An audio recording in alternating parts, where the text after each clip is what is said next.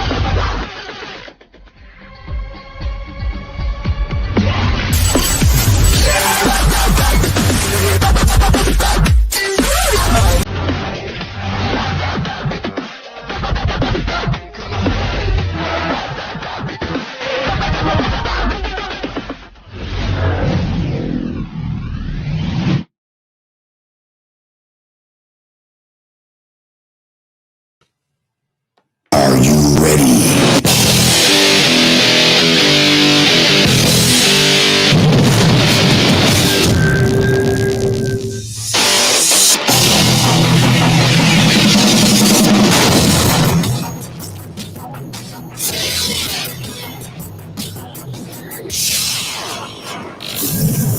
All right, guys, are you ready? Are you ready for another night here of Live from the Cheap Seats, where it always gets just a little bit crazier than we were expecting? I can tell you, you have no idea what's gonna go down. We have no idea. I'm excited about it. We've got Johnny B from 102.5 The Bone is coming on. He'll be on it a little bit after 9 o'clock. And the usual band of merry miscreants will be on as well. I'm excited. Here's hoping they will be. I'm looking forward to talking to all of you, just like always. This is it's always a good night when we get together here. But I'm especially excited because the league year is coming to an end. Now, this has been a very, very exciting year. But this is the first time I believe in, gosh, I can't remember when, that being excited or hopeful or having expectations, I think, is realistic. Now, some people had expectations last year. I hear you. I'm not sure that they were realistic, and yet they won anyway. But this year, it is realistic for you to have expectations for this team. And I expect full well that this team is going to perform. I expect full well that we're going to see this team be fighting for the whole shooting match again. Now, everybody who thinks it's a foregone conclusion, here's what my concern is. I feel like you guys are all going to freak out if the Bucs don't win everything. You guys are going to be like, oh, it's a failure. It's terrible. Oh, my gosh, fired Jason Light. Get rid of Tom Brady. He's done, no matter what happens. This is what I'm afraid is going to go down with you guys. Not all of you, but some of you. And I mean, there will be, if the Buccaneers were to, God forbid, lose in the NFC Championship game, then I get the feeling there's a group of you who are going to freak out and be like, we need to bring Winston back. And it's not unreasonable for me to think that some of you feel that way because you talk about it. And it's just absolutely horrifyingly frightening that the conversation still takes place and there are still posts about it. I find it funny. I find it sad. I find it crazy. I find it all of the above, but that's okay. Listen, guys, let's go into this year and have fun. How about everybody try something new? Let's try something new this year. Let's go in and have fun.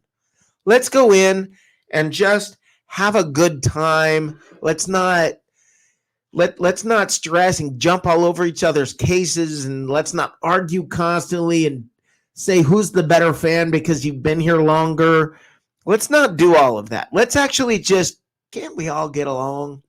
I mean, isn't this a good year to do that? Can't we all just all agree this is a good team, this is our team? You know, somebody's going to be pissed off if Fournette leaves, and we're going to hear about Jason Light should have re-signed him, and we're going to hear this whole crap again. And I hate that part, but I think that this team has so much potential for us to just enjoy ourselves. We're watching football. Freaking football. It's supposed to be fun. We're supposed to have a good time. So why can't everybody just relax and chill out and enjoy it? I don't know. I don't get it. Let's find out from miscreant number 1. Hey, how you doing, brother? How's it going, man? The professor is here. Oh, miscreant number 2, Matt from Oklahoma City. The miscreants are lining up, and I'm happy. That's Cowboy Matt. Cowboy miscreant. Oh, God. Yeah. I don't support Boomer Sooners or Cowboys, Johnny. How you guys doing? I'm All right, good. how you doing, bud? I'm good. I am good. I'm in a good mood because I've thought, when I think about the Bucs, I'm tired of fighting with people about it. And and this is the funniest part. I'm tired of fighting with Bucs fans or arguing with Bucs fans or being told by Bucs fans everything that's wrong, while it seems like fans of other teams other than the Saints, and well, they're the Saints, but every other team, it seems like everybody respects the Bucs and says, wow, you guys are really good, and Tom Brady really did it. He really is that good. And everybody else is positive about the Bucs, and then there's Bucs fans. I don't get it. You just won a freaking Super Bowl. It's I don't social understand. media, Rick. I went through a thing the other day on a topic not related to sports that turned into the most upside down craziness I've ever read on Facebook in the last 3 years. Well, that's got to be crazy because I've seen Facebook in the last 3 years. Oh my God, it went completely off left and literally left, and it's just ridiculous. And the people that are saying these things, even if you try to logic with them, they're going to go back to whatever they're thinking. And it's just the trend that's on. That's why we get in groups. That's why there's Buck pages and Saint pages and Panther pages, and there's not too many NFL South conglomerates. Well, no, I agree with you, but on the Buck pages, why are we still seeing posts about a guy who's not even the starting quarterback on another team? We're still seeing posts about a guy who's a backup on another team because we didn't win the Super Bowl here. And they're saying we sent him down the river and gave his team to Brady. But I don't get why not just ride along with it at this point? Why not just say, hey, you know what? We won. Let's have some fun with this. But it's like people are afraid to be happy. I don't get it. You're afraid to just enjoy this stuff. Maybe the happy people got better things to do. That may be the comment. That may be the comment of the night. That's just kind of what I'm thinking. I don't know. I might be going off on my own little thing there, but no. I think you're partly right. I mean, I do. I think you're partly right. I think that may be the comment of the night because, I mean, it's always okay. Here's a good example. All right, some of you know I work in a retail store. All right, and you can do anything. Like there are times I'm in sales, right? Now, if a customer walks in the door and you greet him at the door and you say, hey, how you doing? Just want to be here to make sure you have any questions answered. I'm not going to hover and be there with you, but I also don't want you to feel ignored. If there's anything you need, please make sure you let me know. And I'll be standing right over here. You do everything you can to get out of the way and dance and step, but let them know you're engaged and you're going through this whole process. Because if you walk up and you just greet them at the door, they're gonna get on Google reviews or Yelp and say, I was pressured from the time I walked in the door. And if you don't do that, they're going to say they just ignored me. And they're going to Yep. get some reason that you ignored them. And I mean, it's such a dance that everybody has to do right now. I just had a conversation with someone offline about the whole, it is, and I don't want to get bogged in the specific of what I'm talking about. Okay.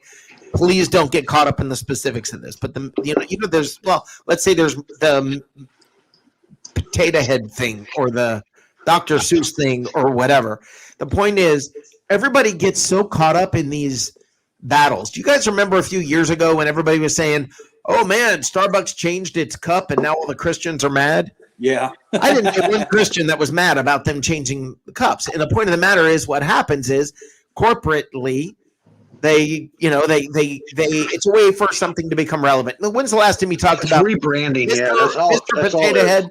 Yeah, Mr. Potato Head, Mr. Potato Head, whatever. When's the last time you thought about him? Probably not since there was a Toy Story movie. Exactly. Now, guess what? Everybody's talking about it. Good move on the part of the company. So it's corporate America. Well, the thing is this. Social media needs things stirred up. That's what keeps people on social media, and everybody buys right into it. Sports fans are tribal, and usually it's my team against your team. But for some reason, my thing is with Buccaneers fans, there's infighting. I don't know if it's like that with every team. I don't see it with every team, but I'm not on the I'll call it inside conversations between Saints fans or between Eagles fans or whatever. Like I'm in watching, between Bucs fans and I mean, is there that kind of infighting with other teams, Johnny? Oh yeah, there is. There is. It's the same way for the Steelers or whatever. There's some that has less than others, like the Green Bay Packers. Man, those guys infight constantly. Really? Yeah, That's they're because constantly. You have your Rodgers camp, and you have your let's get Rodgers the hell out of here camp. Yeah, but they had the same thing for Brett Favre for a little while. Well, that's kind of the point that he's making, is that there's that infighting among. So Packers fans are the same way. I was on a page that was NFC South, and they banned me for promoting these shows, so they kicked me off. But it was mostly based in Atlanta.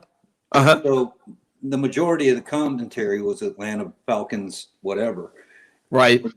They would on Sunday after a loss, they'd say, "Oh, we need to get rid of Matty Ice sucks," and blah blah blah blah blah. And then on Monday, everybody'd be like, "We're gonna kick the crap out of whoever." But the day after the game, everything about the team was wrong. Right. And then on Monday or Tuesday, they would get over it, or the alcohol level went down, and they'd all get back in line again. But then in the off season, it wasn't as bad as the Buccaneer thing is. This is unique to us. Yeah. But the Falcons have their people that are wearing the jersey, but they wish they hadn't bought it, kind of thing. Right. And well, here's, by the way, hold on. Let's bring the dude into this, because there he is. There's always the words of wisdom. How you doing, dude? Gentlemen, miscreant. Hey, where's our bald-headed Maple Leaf guy at? I think he's in a bad mood. He's tonight, commenting. man. Yeah, he's making comments. We had somebody named Danny who popped in. I was going to bring him on here in a second, but he disappeared. Champions. Yeah, he doesn't like that very much. Champion. Yeah, he hates that term. I don't understand why, because nobody else in the world can play to the NFL level. Because the Canadian champion is going to battle the Buccaneers, I guess. I don't know. They call it the Grave Cup because it's like out there in the gray, kind of. It's not black. It's not white. It's just kind of. It's pewter. It weathers well. Hey, so Mike DeRoche, miscreant number 4 right now. Get your butt on here. When was the last time a Canadian team won the NHL Stanley Cup? I think it was like 5. Hey, tonight we got a great show with, of course, these two beautiful still faces over here of, I think is that Einstein? Yeah, that's Einstein. And we're talking definitely Einstein is the one on the top, not the bottom. No, I was gonna say that's Einstein and then Johnny G. Yeah. That's miscreant number 1 to you. Yeah. Hey, the cancel thing, dude. It's not cancel culture. It's just, here's what it is.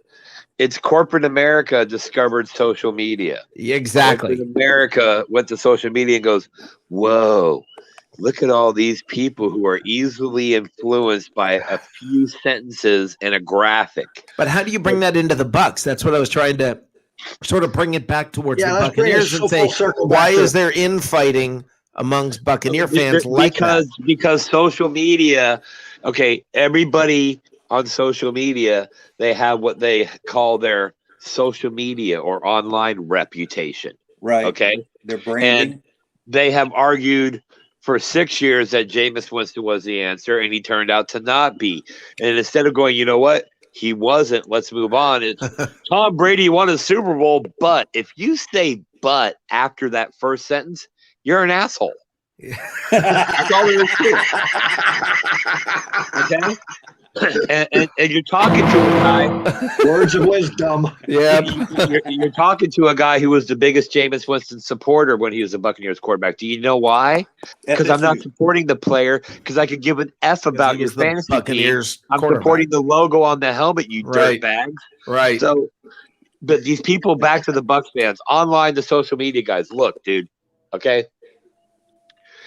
If it's a measuring contest, you've already lost. Right. Because if your feelings get that hurt or you get that outraged by something on social media, you're already lacking in testicular fortitude from Jump Street. Okay. Right. The fact is, these people, they get stuck on I have to be right and I'm going to prove to you that I'm right. So I am in the process of proving to you that I was right about Jameis Winston or whatever the bullshit narrative was.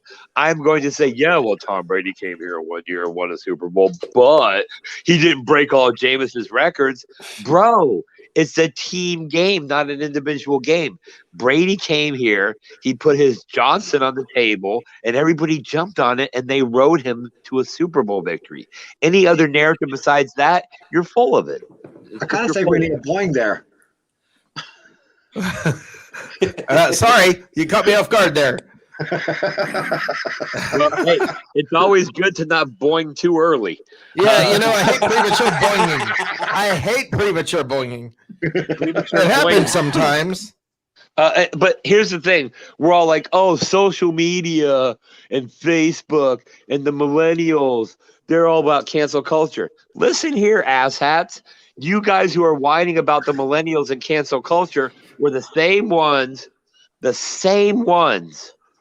who canceled the Dixie Chicks for speaking out against President Bush. Yeah, I don't want to go politics, man. I don't want to go politics. I'm just saying but that's where this is coming from. The corporate America saw how you could use divisiveness to gain the highest power in the country.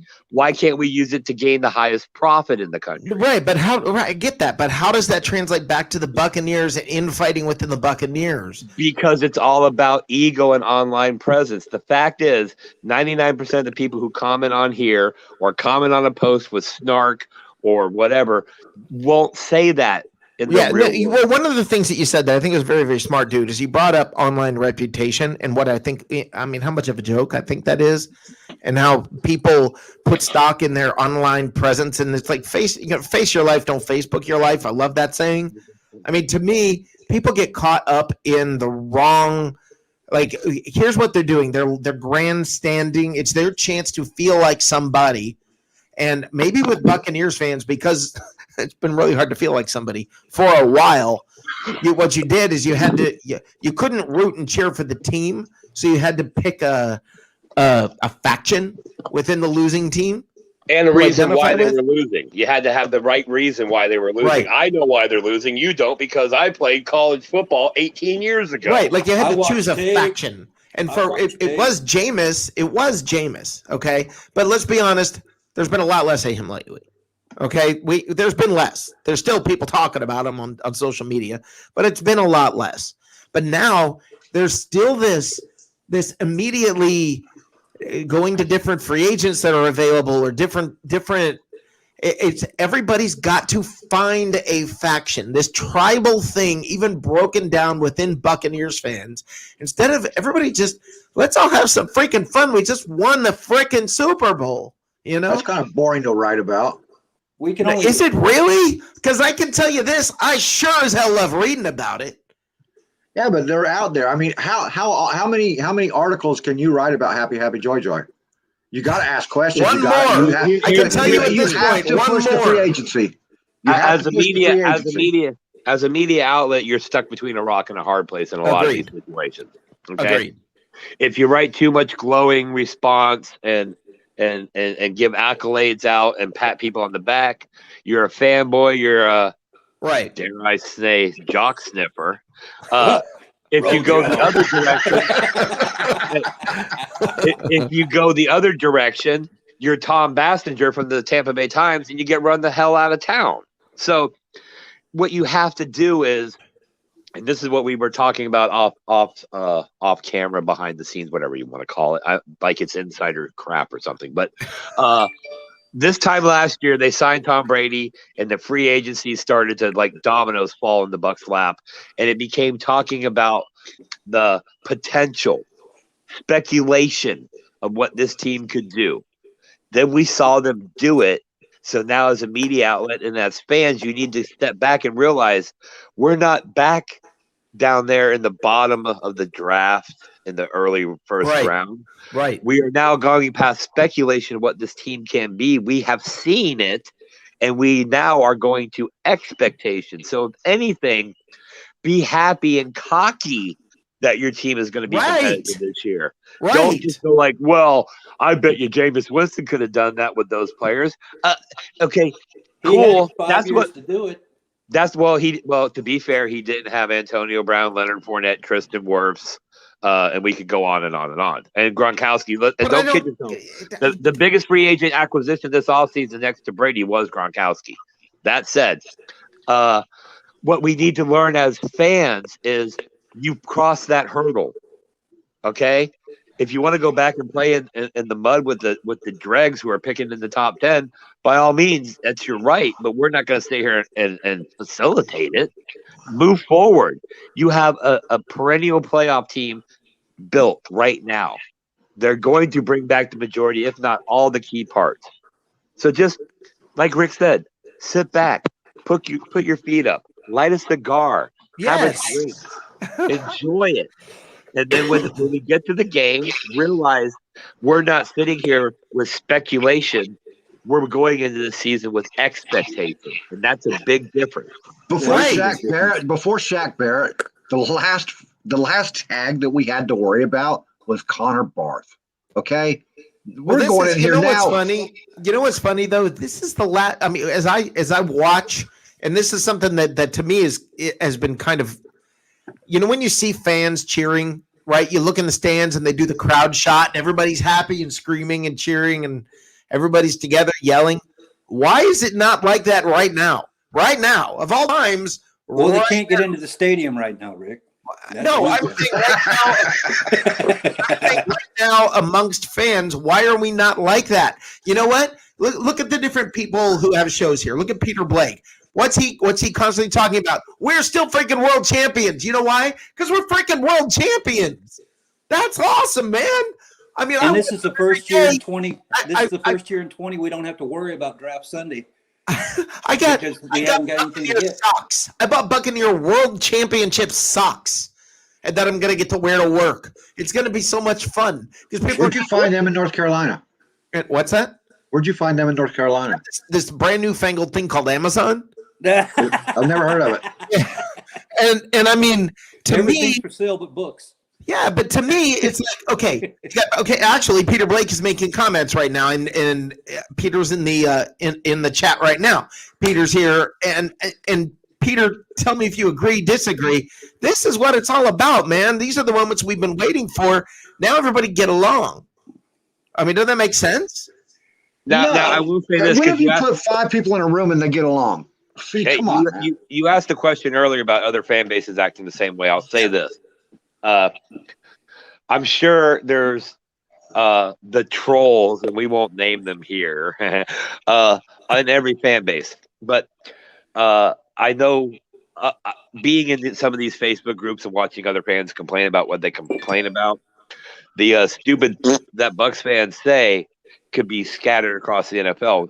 And I'll point out by saying Absolutely. the year that the Philadelphia Eagles finally won a championship, one of their most famous or infamous fans, EDP, I won't say what that stands for, but he's the guy that reacts with hyperbole on video to Eagles games.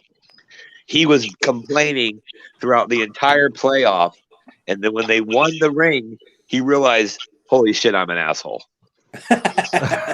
So that's Philly. I've been to New Orleans games. Trust me, New Orleans fans are complaining, have complained about Breeze on and off the field for years. Dude, I remember way back before social media, back before any of us had a full beard. Okay? Dolphins fans used to question whether or not they should keep Dan freaking Marino. Yeah, they did. They did That's because insane. he never won a ring. Yeah, The that's San just Francisco that's just silliness. 49ers, the 49ers got rid of Joe freaking Montana. Yeah, I can make you a list of all 32 teams, what they're Okay. complaining about right Well, here's the deal. Here's the deal. Our guest, Johnny B from 102.5 The Bone, is he's on here. He's going to be hopping on here now, guys. Can I get you guys to come back about a half an hour or so? Yep. Yeah. Please. Okay. Thanks, guys. We All right. just got big timed. You did. Johnny. Hey, I feel bad, man. We just kicked a bunch of people out, for little they're old me. miscreants. They're miscreants. Yeah, they're out. How's it going? How's it going, Good. Rick? Great, man. Great. Absolutely great. You're all bucked up there. You're looking good. Always, I always got it laying around. I'm not going to hop on your show wearing something else. So, Yeah, that's awesome. That's awesome. You got the flag in the back. You are good to go. Yeah, I got my coffee here. My drink here. Yeah, whatever this is. Yeah, I'm good. Awesome. So how I don't know if you heard the conversation we had going here.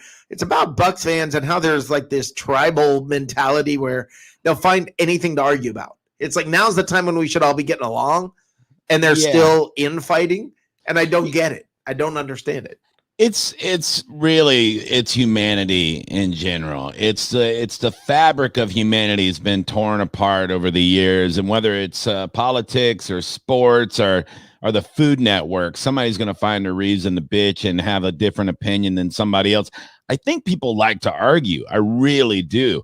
We got a bunch of law school dropouts. I don't know what's going on, but people love it. Like they love to fight. They love to play the devil's advocate because it's just, I guess it's more interesting. I don't know.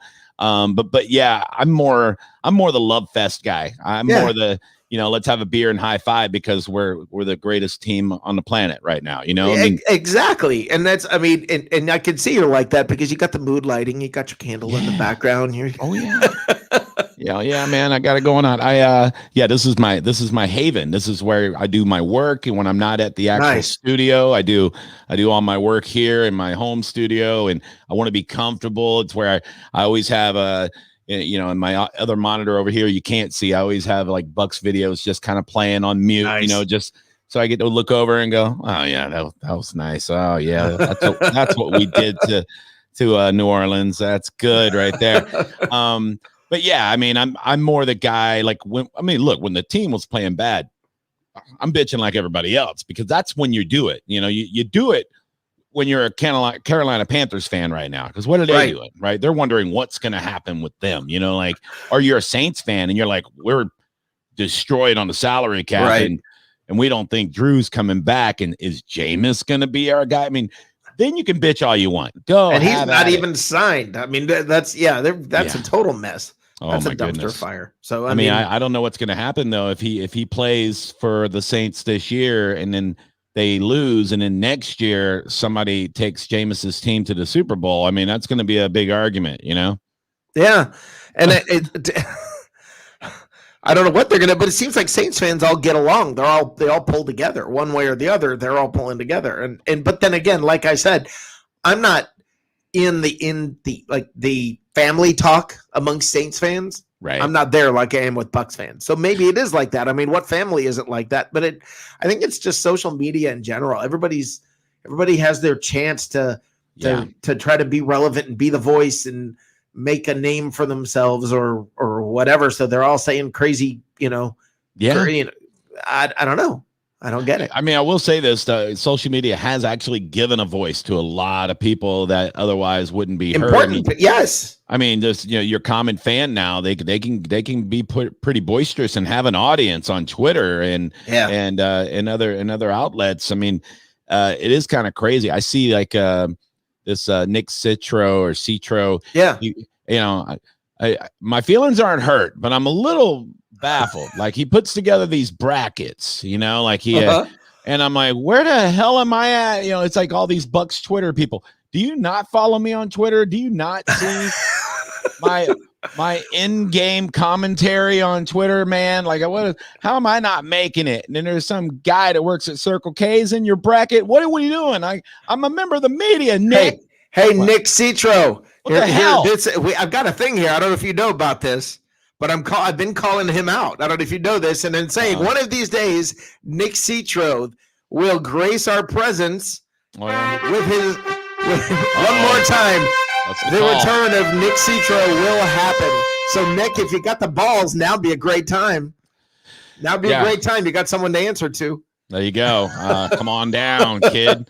Last time I was on last week, when I got off the stream, I was like, man, I never even looked at the comments on the stream. So now I'm going to make sure I see Peter. Hey, Peter, what's that? Tim. Hey, Timmy Witherspoon. We got the crazy group over here. Teresa's always bringing it, and Tim Witherspoon you got to watch his comments for sure as they scroll by. Because I'm familiar with so many of these people because I follow a lot of Bucs fans, and I've been around forever. And if you listen to my nighttime radio program, not that I'm going to plug it Monday through Friday, 9 to midnight, 102.5 The Bone. You can listen on the Bone app for free if you're not listening. Anytime you want, it streams, it just loops anyway. But you download it, so all your app stores. But I talk about the Bucs a lot, and I've had, I have different people on. I mean, before Jenna Lane worked for ESPN, I'd have her on. I had Greg Allman on recently. Like I do the best I can to keep my finger on the pulse of the Bucs fans. I've not heard at all that I haven't been on. I just want you to know that. Oh, I'm sorry, man. It's only people that live in Tampa. It's a big time. I get it. It's the big time. I got to get Nick Citro on first. Yeah, there you go. There you go, Nick. You got to get Nick. Yeah, that's my goal in life. But yeah, I mean, I do watch what folks are saying, and I friend people. Like I've been getting a lot of friend requests on Facebook lately. I think everybody has. So yeah, trying to swim through who the robots are and who's not. I'm end up somebody's going to get me before I know it, and they're going to be selling high-heeled Nikes on my wall or fake Ray-Bans or something, whatever they do, the bots. But if you have like 5 Buck fans that are like mutual friends, I just accept you. Even if you look like a complete crazy person, I go, well, we'll see how long this person stays without that does fit muting them. Quite a few of Bucs fans. So I mean, we all we are miscreants. It's the merry band of miscreants for a reason. So yeah, it's tough for me not to engage on every post I see though. And I know we talk about the dumb crap that the Bucs fans say, and that's coming. Yeah, and it's like I have to just turn the other cheek so many times. When I have so many people on there. I'm sure you have a ton of people on yours too, and you just you see this this sea of just dummies, and you go, oh God, like what is this? I don't want to get ahead of myself here, but it's just funny. There's some of the stuff in my inbox, and I don't ever use the stuff that comes to my inbox because I think that's sort of somebody took the time to send private communication. Right. It's not public. So that's weird. Yeah. Right. To take like a private message and post it publicly. But I mean, some of the stuff that gets sent, it's like, did you really just say that? I mean, on purpose? That just happened. Well, let's do this. You know what? I'm ready. You ready? Yeah. Now we don't have a lot of them. You guys were fairly well behaved this week. We've only got 4 things for us, so that just means each of you is going to get destroyed. Yeah. stupid Bucs fans say. All right, here we go.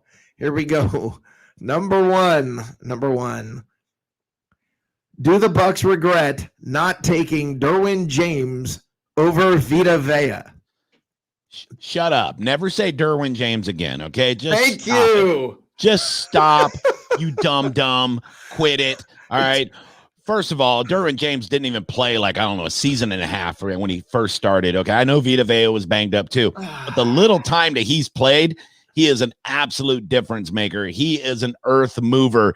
He is feared. Teams have to game plan for Vita Vea. When's the last time a Buccaneer team had a defensive lineman that teams had to game plan for? Yeah, that's that guy. He is not even fair. I had a debate the other night on my show.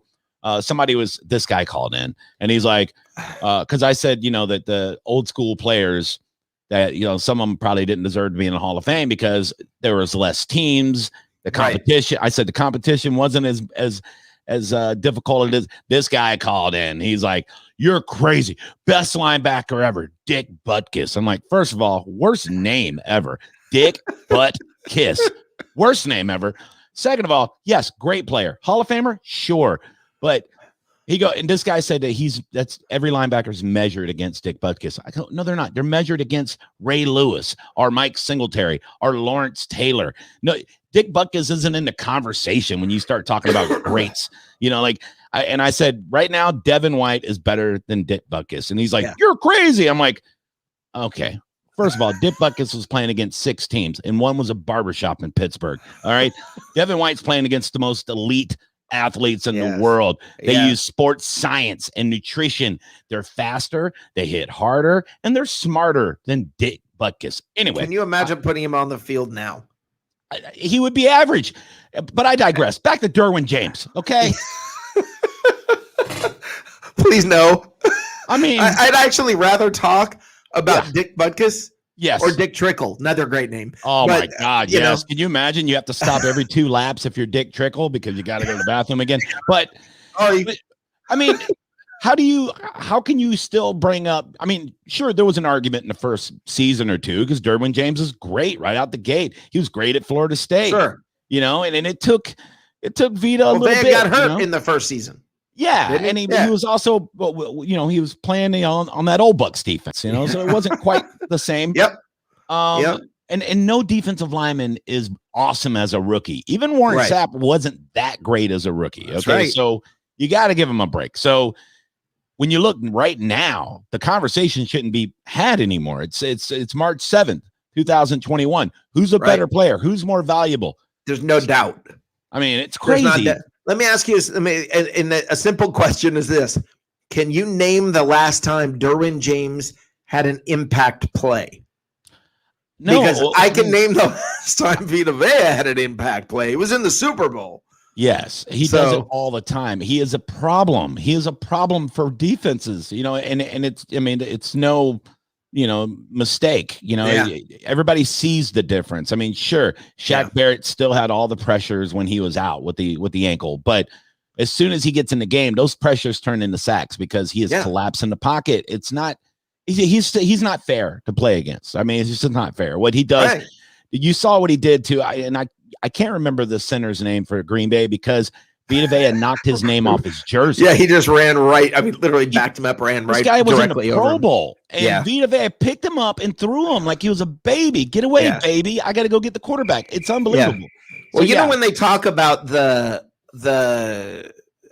remember when he was a rookie. The story about Vea was this rock, apparently that he picked up and moved that you weren't supposed to, some big giant heavy rock or something I think it was in Hawaii. Right. Or Samoa. I don't know.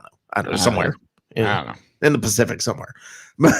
There was this story about how he did it and it wasn't supposed to be moved, but he picked up this giant rock and moved it. And everybody freaked out over how strong he was. And if you didn't see it in that game right then and there, I mean, he did the same thing. He picked up this giant rock, this giant mountain of a man, and just tossed him aside like a rag doll. It was amazing. Derwin who? Yeah, that man his size shouldn't do what he does. Like he's so agile and fast. Like I weigh the same as Vita Vea, but I hurt my knee eating chili earlier today. I mean, that's the difference. Like I turned to grab saltine crackers. I go, I heard a pop. I think I might have to call in tomorrow. I don't know what I'm doing. Vita Vea runs like a gazelle. He's unbelievable. He's amazing. So that argument's over. If you put that on your social media, if you tweet that out, just turn your fan card in. You're a dummy, and we're better off without you. Seriously, go root my knee eating chili. That's awesome. I did. It's silly. I'm stealing that, by the way, and not like at work tomorrow. I am fine. stealing. I'm not giving you credit either. I got out of breath watching Sports Center last night. That's where I'm at in my life. I go, man, they're running fast. Oh God, I'm laying in the fetal position. They got to slow down. Awesome. Yeah, that's awesome. It's enough with Derwin James. He's a fine player, but we have a guy named Antoine Winfield Jr. I would take over Derwin James all day long. Sorry. Yeah. All right, here we go. Next up. All right, this one's a little small. Sorry. That's what you said. Probably. We should trade our first 3 picks for Turner. He could be our 4th guard off the bench. Trade our first 3 picks for the 4th guard off the bench. We have a 4th guard off the bench. He actually started in the Super Bowl. Dum. Do you remember? Yeah, we don't need to trade away 3 picks. When you have good coaching that develops talent, then you can bring a guy off the practice squad and he plays pretty darn well. 3 picks for a guard? Right. For a 4th guard. Yeah. I mean, what are we doing right now? Like, these are the okay? things. These are the things that I love. This one, and I'm gonna get shirts made that just say, "We got to get him," because every free agent, it doesn't matter if you've heard of the name. We got to get him, and it's amazing. Now I made a fool out of myself last year. I belong last year. Stupid Bucs fans say, because I came out when as soon as Leonard Fournette became available and people started chattering, I went, stop it. Everybody just stop it. And look what happened. So, I mean, the thing is this, if they sign 1 out of 20 of these guys, everybody's going to point out the fact that I got that one wrong.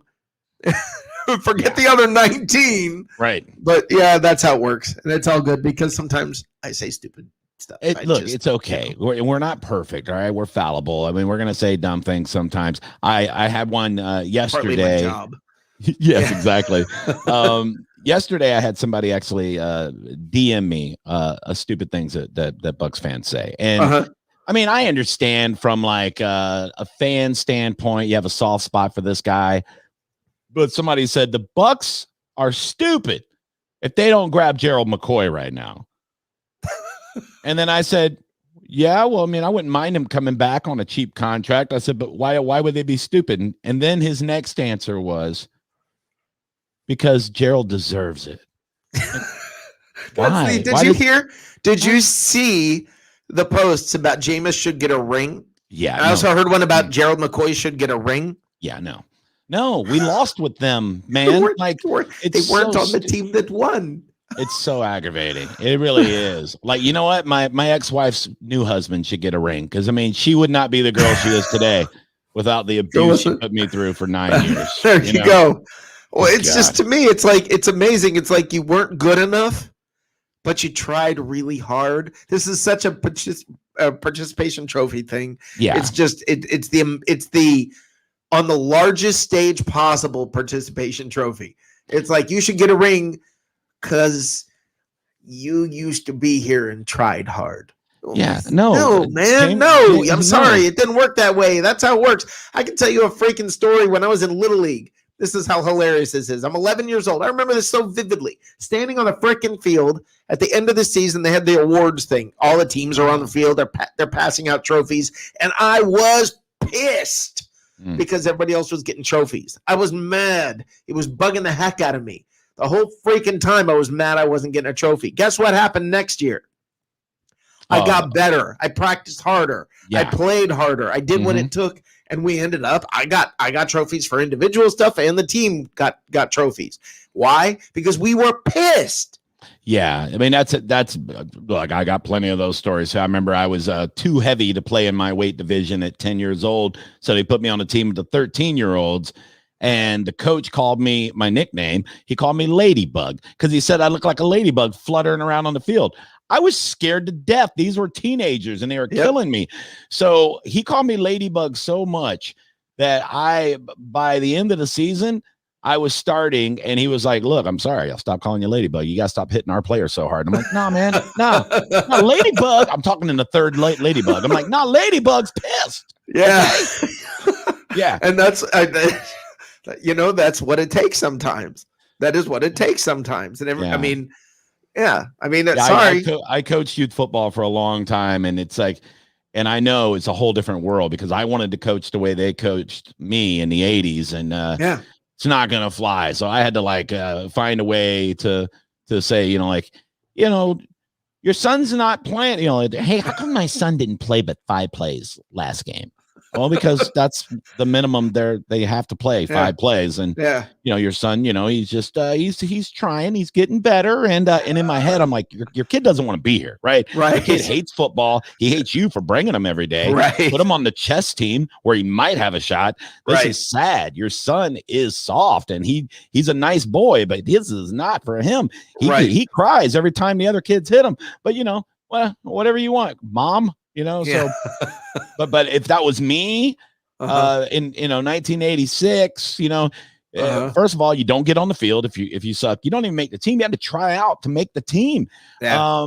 And then if you sucked, your coach would say you sucked in front of your parents, and then your parents would say, "You're right, he sucks."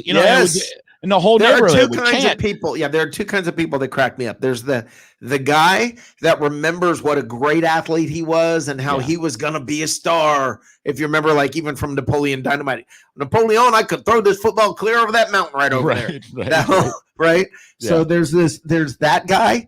And then there's the guy who has delusions of glory, Al Bundy kind of thing. Yeah. And then there's the parent who sits in the stands and is convinced that their kid is so phenomenal. Oh, yeah. And the kid sucks. And they've got the stories that you hear from so many parents about how their kid should be playing, but it's politics. Yeah. Or there's the coach isn't trying to win. There's the dad that had no athletic ability ever in his life. He's 5'7", 140 pounds. And he goes, "Yeah, well, I was an All-American D3 player." And then I had a guy tell me that one day, and mid-sentence, I went, "No, you weren't." He's like, "Yeah." I go, "You weren't. Okay, just relax. It's fine. You work at Rooms to Go. It's fine." Hey! What? There's nothing wrong with that. You work at Rooms to Go? Yeah. Sorry, dude. You look like a Canes guy to me. That is freaking hilarious. That out of everywhere you could have possibly picked. Well, I mean, hey, guy, I'm messing. I'm totally messing. The guy really did work at Rooms to Go. I don't know. I just that's hilarious. That's just hilarious that you picked it. And let me tell you something. Let me back up your story. You ready? Yeah. I work at Rooms to Go. Guess what? I was not an effing All-American. See, okay, nothing wrong with that. They got fine furniture. Okay, I had one of their living room sets for over 10 years. It was great. It held my big ass just fine.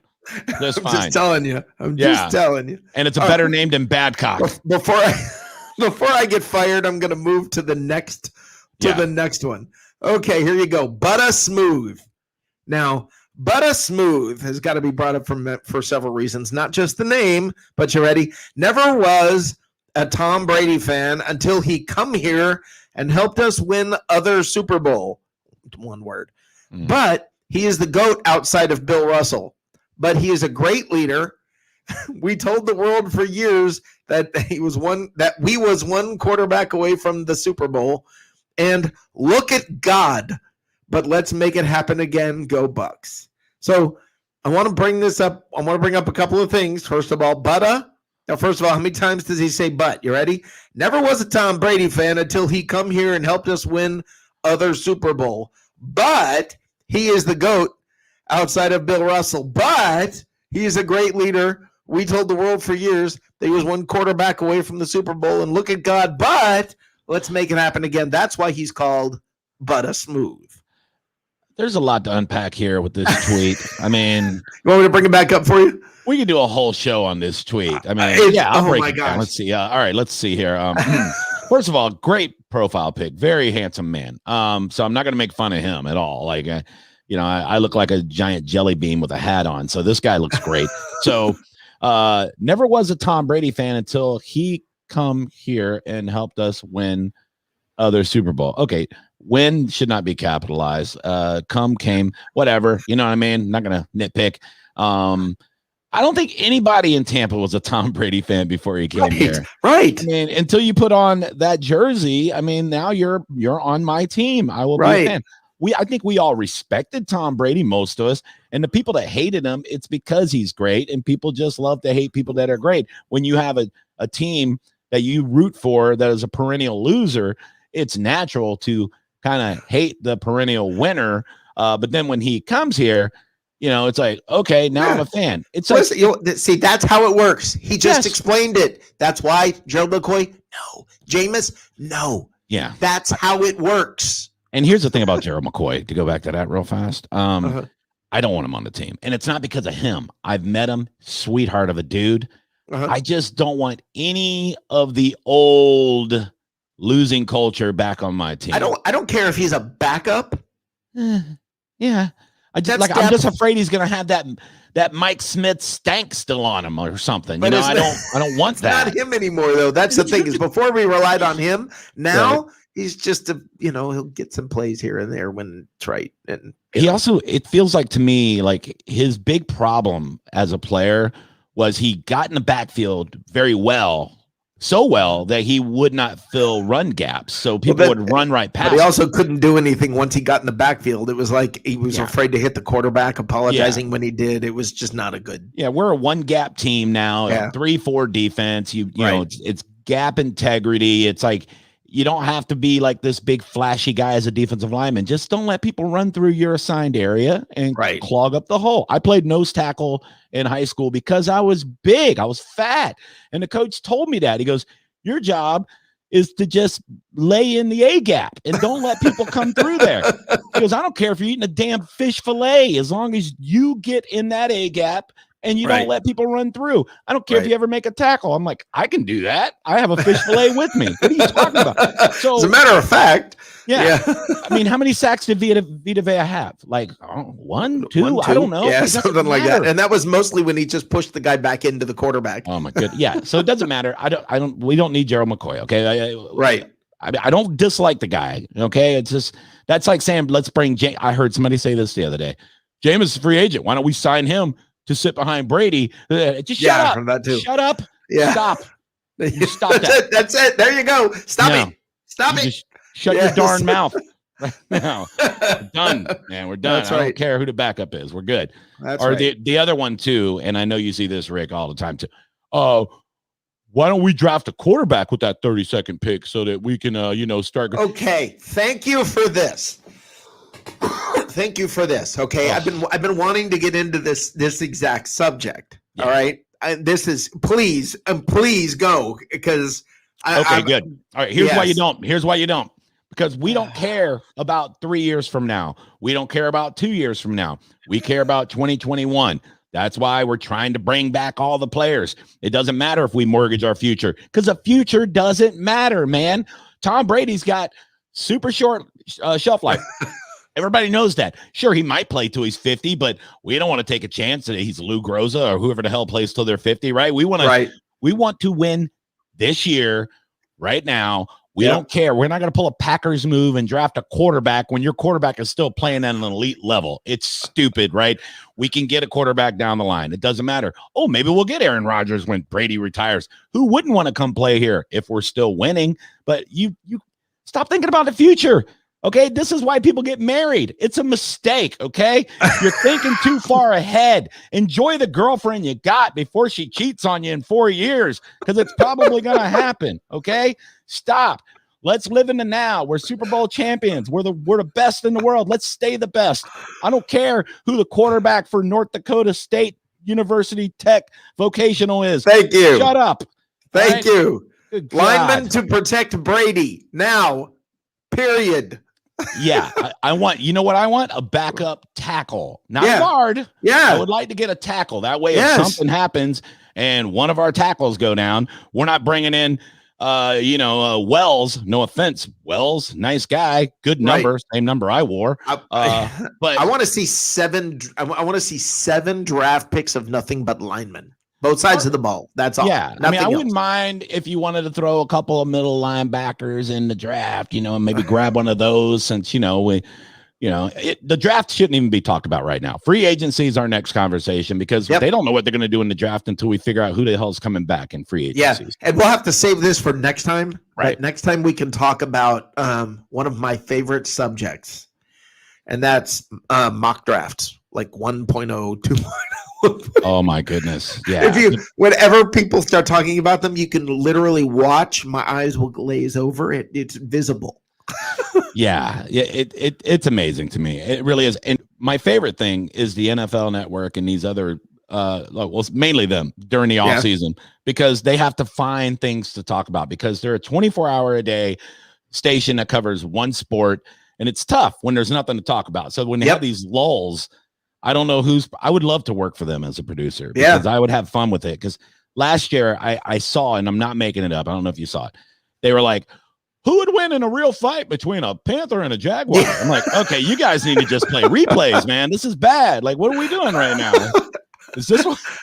There's nothing. Quality programming. Somebody touch somebody. What's going quality programming, and then people will fight about it on social media about which one would actually win. Oh, dude, yeah. And like, well, what about a cowboy versus a buccaneer? I mean, the Buccaneers. I mean, they had a sword. And they're going to try to dead serious logic it out. That's the hilarious part of all of it. Yeah, they're going to do this. It's pretty sad. I have fun though watching the dum dums. I really do. I don't hate them at all. No.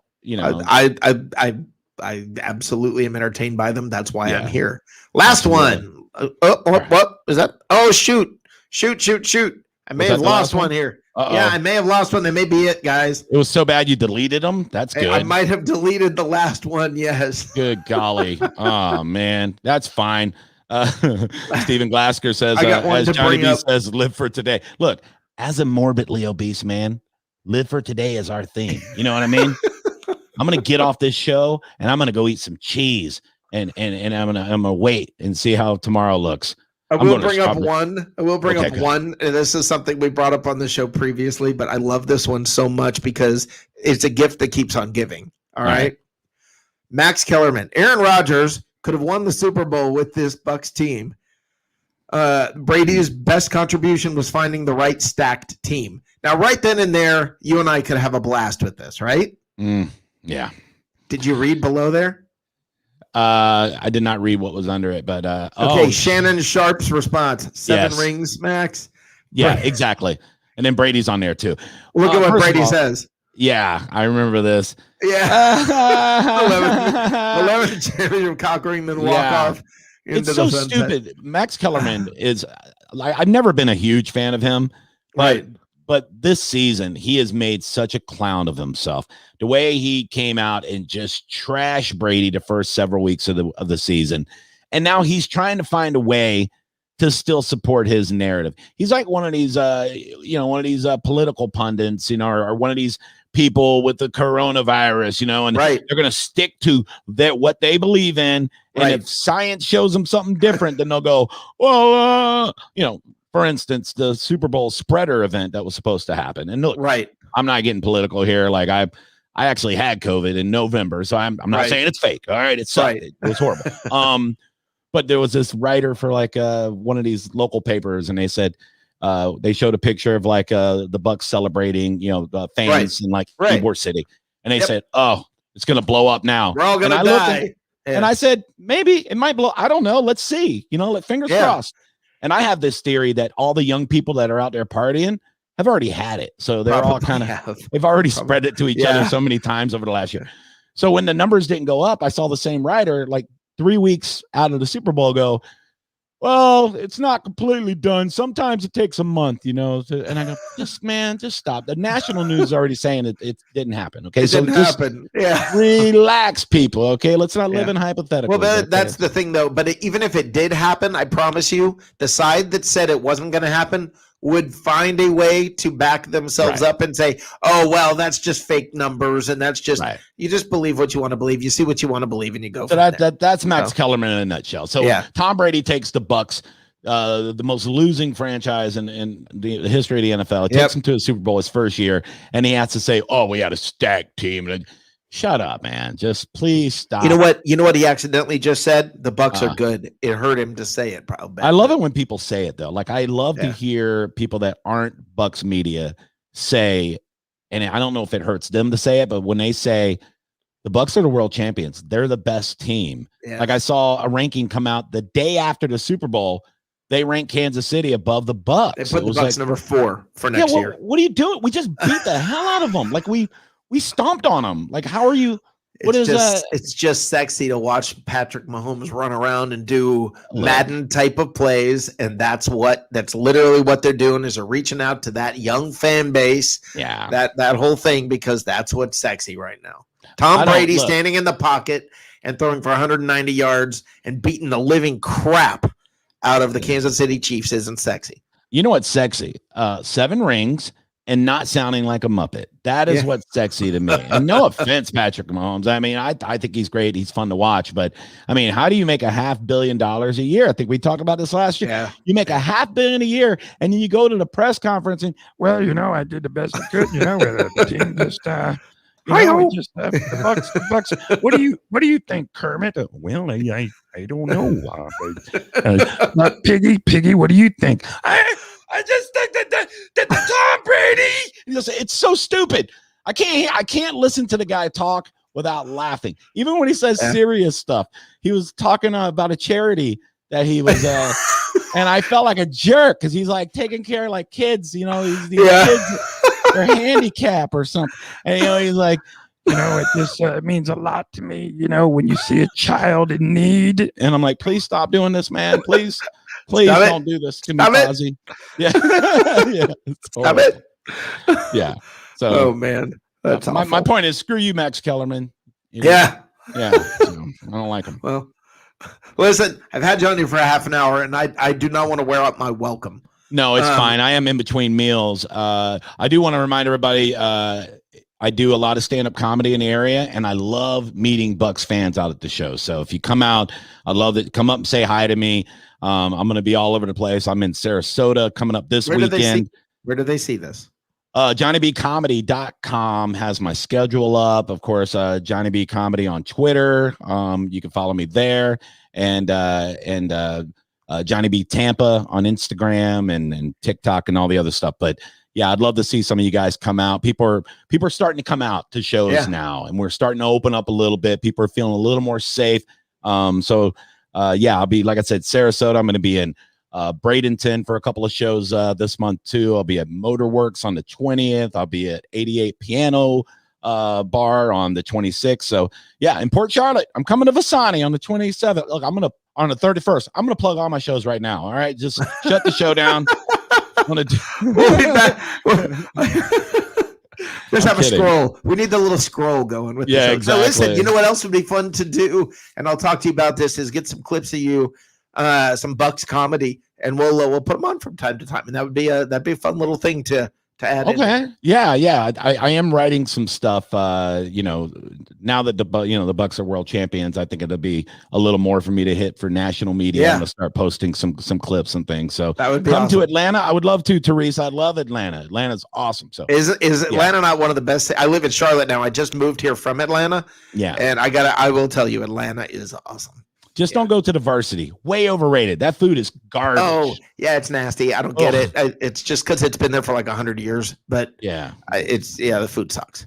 Food sucks. Everybody in Atlanta knows the food sucks there. Well I always laugh. It's also, if you're not from Atlanta, everybody always says the same joke, and they think that they're creative. They go, "There's 143 different Peachtree streets," and they all say the same thing. Like they're the only person who's ever heard that, and everybody's already heard that. The stat that there's a bunch of different Peachtree streets, but if you live in Atlanta, there's one freaking Peachtree street.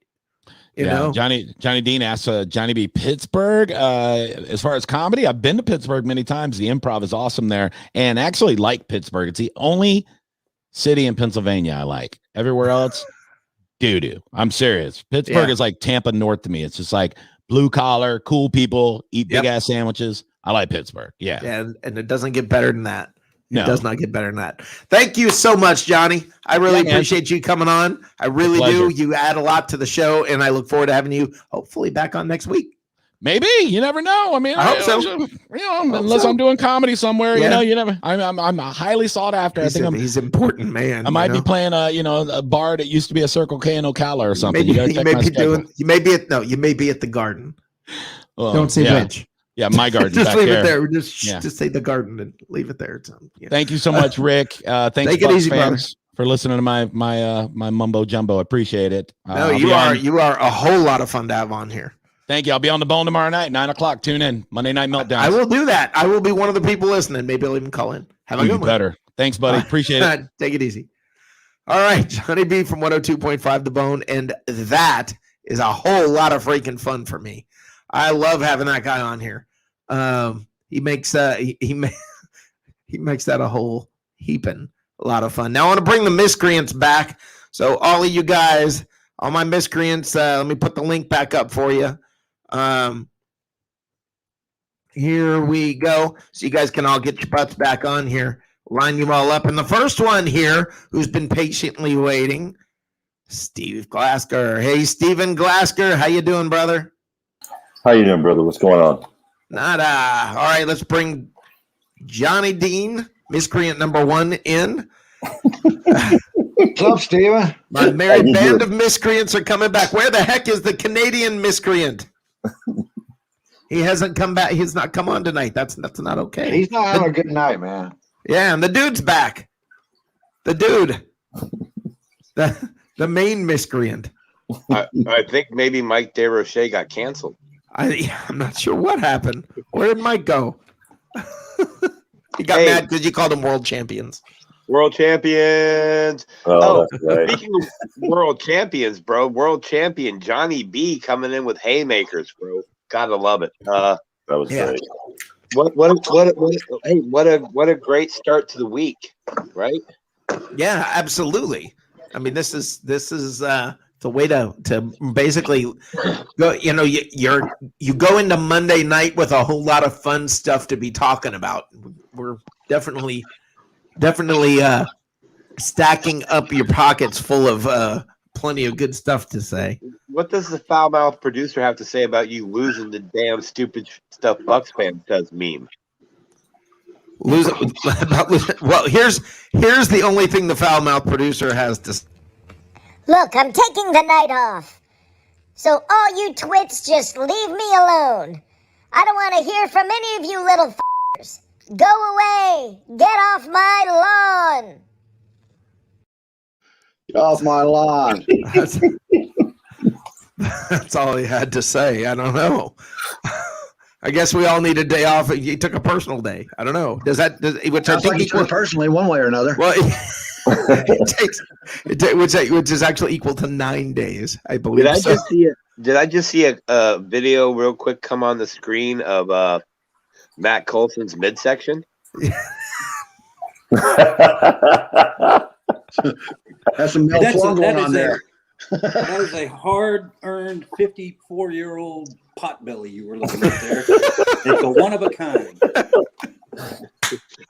That was beautiful. If you guys could see the things that go on behind the scenes.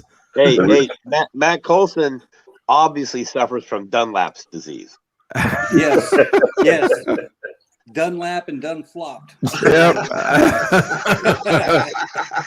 Hey, man, wait till you graduate to the point where you have to lift up the fat just to take a piss. But anyway. No. Otherwise, it comes out the side. Is that what you're saying? No, it's more like a free-flowing waterfall at that point.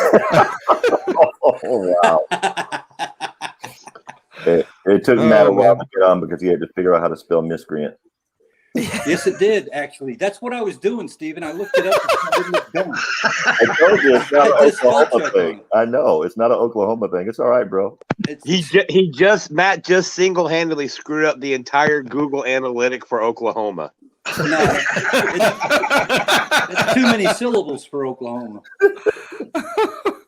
Wait a minute, Oklahoma? Come on. Yeah, but that's in the song. You can break it down. Oklahoma. It's easy that way. They play it every day at 5:00. So oh my God, we're conditioned. whether you like it or not. That's a word. What's that, Oklahoma? No, conditioned. We saw your stomach, bro. There's not a lot of conditioning going on there. No, there's no conditioning going on. Matt ran right out and grabbed that burger that Rick was in love with last night. Yeah. Oh my God. That just made me sick to my stomach looking at Oh, it. I could go for a sideways burger. No. There were 2 burgers, by the way, dude. There was one that was, I think it's a monster burger from Arby's, which is it actually looked pretty nice. That one was pretty decent. And then I shared this last night. I shared it last night. I put it up there last night. They came out with one. It really looked like a burger threw up inside another burger. It was disgusting. It's called a meat mountain. The other one. When I saw those pictures, I felt like I was, back in the 80s. And that's all I'll say about that. Wow. If you were dating chicks that look like that. Whoa, watch it, Matt. Watch it. Watch it. Watch it. No. It was. Watch it. There's that line. There's that line, and we're really flying right past it right about now. That's what they look like afterwards, sir. Oh, dear God. I didn't say it. I backed out. I'm telling you. Thank you. Well, dude, you can fill up a girl by taking her to Arby's and giving her that monster. Let's face it, this is not the worst thing you've caught me doing. Yeah.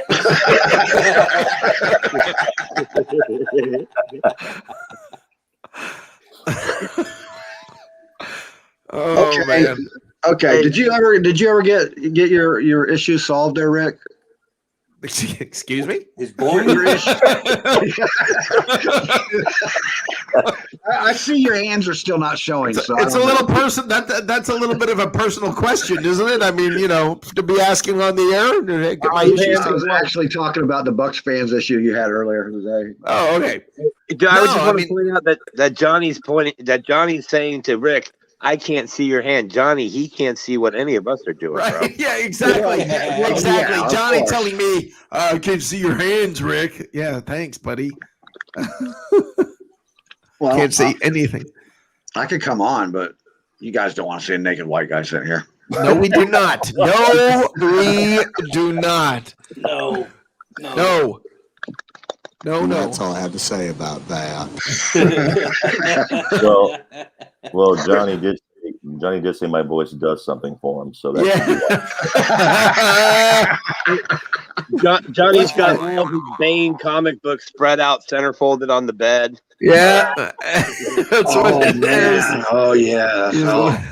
That's fun. If only you had a cheeseburger. With the French fried taters. Mustard on them. You got to put mustard on them taters. Well, it's better than mayonnaise and peanut butter. There we go. I swear to God, if this show lasts 10 years and I'm still around, you're going to bring that shit up once a week. You had better believe I'm gonna. 100%. That's a hell of a name for a punk band. And Johnny doesn't like pizza. That's still Johnny's nickname. I still think he's a communist. Yeah. Yes. That's ridiculous. So I don't know. I have no idea. I'm just terrified. Hey, Johnny, I'm sorry. Out in Pittsburgh that doesn't support the team. No joke. Johnny, even Teresa says she doesn't want to see you naked. I'm sorry. Yeah, and Tim Witherspoon. I don't even know why we had to be told that you were naked. I took those Zoom rules to heart, man. I have to wear a shirt too. Yes. Yeah. Is it that hard for you to go find one? Who cares? Who wants to? I feel like Johnny, we do have cameras, and Stephen Glasker never comes on camera, so I'm not even sure he's real. I think Stephen's. Yeah, Stephen's like that. Who was that 13-year-old that used to come in all the time that had the little voice modulator thingy? Yeah, Stephen's actually him. Yeah, Stephen's saying, "Hi, how you doing?" It's actually a little 13-year-old, pimply-ass kid in his mom's basement. Editing a bunch of Lou Rawls words into speech. I actually am a real 55-year-old guy. I'm sitting in a semi-dark room, though, and with my complexion, watch it, like you were talking to a silhouette. So I said it's better for me. Ladies and gentlemen, you're tuned into 1-800 Yes, Let your exactly. imaginations go wherever they want to. Exactly. Welcome to the Bucs. Welcome to the Bucs Report, fans only edition. Oh man, Is this Bucks Report Blue? Hey, it gets scary. It gets scary right about now. Follow us on Tinder. Or just on Bucs Report, because it gets even worse on Bucs Report. I'm telling you. But you guys, let's sort of try to swing this back, because Good luck. again, poor choice of wording. But let's go back to the original question. Okay, my original question about all of this, which was, I don't get it why everybody has to fight about stuff as fans of a team. Why it's like you can't be satisfied, why you can't be happy, why people can't just be, you can't be happy with winning. You've got to say something. There's always got to be the but a smooth. There's got to be somebody saying but all the time. And you can't just enjoy it, really. I mean, you know what? Like everybody says, oh man, you can't just write good things. Okay, maybe not, but I can tell you something. Every time the freaking Super Bowl comes on NFL Network, I'm a happy man. Yep. I love it because you can leave it on NFL Network and you always see the Bucs now. Yes. It used to take weeks to find a Bucs clip on there. Think about this. Now, I want you to think about this. Let's talk about the Bucs this year. Let's do a quick recap, okay? Brand new uniforms that we all like. Tom Brady comes here. Rob Gronkowski comes here. Great draft, amazing draft with Tristan Wirfs. I mean, just a phenomenal year all around. As the season went on, they got better and better. Then you get to the playoffs, and the playoffs, look at the gauntlet of quarterbacks they had to go through. They did that. They won that. They went through all of that. Then they went to the freaking Super Bowl in their home stadium. And guess what? They won. They crushed the Kansas City Chiefs, who were favored. Okay, so they beat the crap out of the Chiefs. So now you've got that. And somebody's got to freaking say, but no, this is it, man. This is the ride of a lifetime we've just been on. It will never get better than this season. Okay? It's going to be better next season. No, they may do better next season. You have to understand, though, that the majority of these people you see on social media, they're the ones who constantly complain that when the Buccaneers, before this year, they don't get any national attention from the national media, no respect, blah, blah, blah. Those are also the same people, because they're confused, that go, I don't want any bandwagon fans. Why are we getting all the attention? Right. Here's the problem. It's not that we're getting attention. It's that you suck at comprehension and you're an idiot. Yeah, no, I mean, we're going to listen. Oh, Rick, I told the dude earlier that I would mention this tonight, just because. Yep. And there's no segue into it, so here it is. Where's Johnny with his normal? I need something that has to do, and another Johnny Dean segue. there is none. It's just he just I had middle of a breakfast for sentence. supper. I had breakfast for supper tonight, dude. Eric Marino is the king of that. I could tell by his attitude he ate. Yeah, you could. Yeah. I'll be sending you a picture of a senior citizen on a Segway for Johnny's next Segway. Yeah, there you go. Because we do need some sort of an introduction for Johnny Dean Segway. And I don't want to be too much. That means people will just have to watch the previous show to understand what we're talking about up here. Yeah. And I don't mean to be like rude to our guest here, because so far he's been money, but is it just me, or does this guy Steven's picture look like Bruno Mars? He does in that picture, but he's got a different one where he's standing on a beach there somewhere in Galveston or something. I'm over here getting whoa. That's my girl sleeping in the background. I figured I'd tell you that I'm a real person. Okay, guys, do not adjust your cameras. I am black. It's just hold on. Always happy. Is this thing on? Yes, and unlike Johnny, I am dressed. So that's a good thing. That's a good thing. So now we have a guest. Jim Brown is with us tonight, folks. Please welcome Jim Brown to the Bucs Report. How you doing tonight, Jim? How you doing, Rick? Holy fuck, I'm gonna be. I sense Rich for something. I was a figment of his imagination. He wants everybody to come on camera, but I can't do it because my internet, I guess, is too bad or whatever. Every time I do live video, you're in Oklahoma. It's okay. We expect that. Well, yes. We don't have 5G out here yet. Did you just introduce him as Jim Brown, bro? Yes, he did. Dying over here.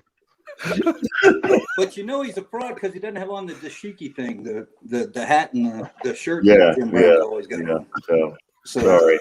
You have to work on that, Steve. Lower Jim Brown. Lower Jim Brown. Let's let him get out there and run over an offensive line, and we'll see. That's right. That's right. Put 3 grenades in 3 stacks along the fence and run to the Jeep and don't get shot. Dirty dozen. Yeah, those days are over. I have no idea what he just was talking about. Does anybody else have any clue? I think he's having some kind of World War II flashback. Yeah, I'm not sure what just happened to Matt. It was that movie with the Magnificent Dirty Dozen? movie. Oh, okay. Okay. Oh, so okay. Yeah. Well, it's close to World War II. I was like, wow, the miscreants are on the bath salts tonight. Yeah. So, oh my God. Wow. And Matt, seriously, Mike DeRoche, what the hell? Where are you, man? He's mad at Peter. He's not coming on. Yeah. What does Peter have that? He's mad at Peter, so he's not coming on my show? He's trying to get his CFL Lives Matter shirts going here because they were champion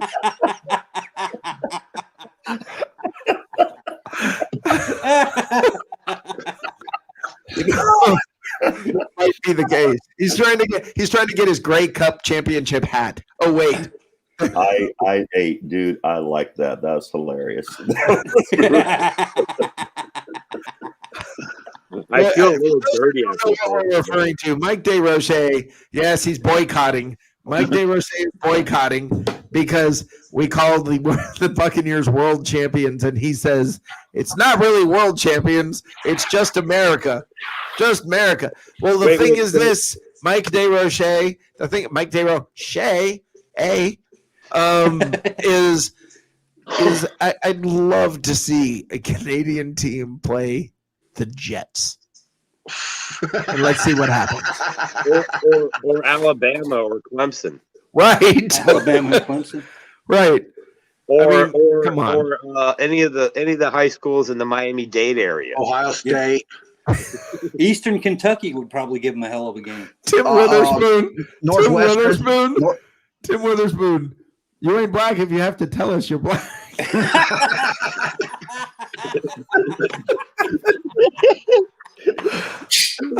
Run it back. Run it back. And you know what? This is really, really bad. Speaking of cancel culture, we're all in trouble because, what do you have? You got 4 white guys and we're cracking jokes about Steven. Now we're getting heat from a Canadian. I love it though because Tim, didn't you realize it's the end thing to tell everybody you're black now? Yeah, it is. I'm not one of those butthurt black people. Can I self-identify because I want to get more blonde chicks. No, because you're on video. We see you. Oh wow! I identify as an asshole, and no, you don't have to identify. You're just one. I identify the Buccaneers as world champions, Mike. Champions, Mike. Two-time world champion. I found out. And you know how you say 2-time? Like this. There you go. Deuces. Right. By the way, you know how everybody puts these patches on shirts and it's like, do you have the coolest patch? Right? And everybody acts like, do you have, oh, well, your shirt doesn't have the Super Bowl patch. So, that's not quite as cool as my jersey because my jersey's got the Super Bowl patch. Or patch. I'm glad you clarified that because when you said patches on shirts, my mind went straight to soccer. What are you talking? Like here we go. Let's patch up. Johnny, that's a reflection of you, not the show. Johnny, the NFL puts patches on everybody. They got got a captain's patch. They got the Walter Payton patch. They got the this guy died patch. This guy's gonna die patch. No, I get it, but the thing is, everybody acts like, oh well, you got to have this patch. You got to have the, like whether it's like from this fan group or that fan group or the whatever. If you don't have this patch, and you go and you see people, you go to the game and there's these jerseys are like completely covered in patches for different, every patch ever known to any Bucs fan, any kind of thing. Well, I finally saw one that I like. I saw a patch and I looked at it and thought, oh crap, I like this patch. I'm about to upload it here. Yeah, I'm about to upload it. And I was like, patch kit on screen. What? You're gonna put a Cabbage Patch Kid on screen? No, I thought this was fantastic. No, this is genuinely. I'm not kidding. This is genuinely a patch that somebody made to put on Bucs jerseys, and it's the only one I think I've ever liked out of all the "I'm cool" patches. Awesome. Let me find this thing. Come on. Are you digressing so that you can find a patch? Yes, I'm trying to. I'm really trying to drag this out because I'm having a hard time finding it. Oh, I broke the fourth wall. I need you to mark the tape where you said I need to find this thing. That's that. Yeah. Well, you probably hear that from me quite often. So squirming around a lot there, Rick. But yeah, it's typically squirming around a lot. Squirming around, hands heading, looking for something. Yeah, I've heard that before from you, but it's usually echoing off a urinal. Hold on. Let me show you. Let me show you. Oh wow. Yeah. Still holding. By the way, hey, I One thought you were moment, taking please. the night off. The producer's back. Does Matt look like he's loaded up on like Happy Medicine? Well, I am, but no.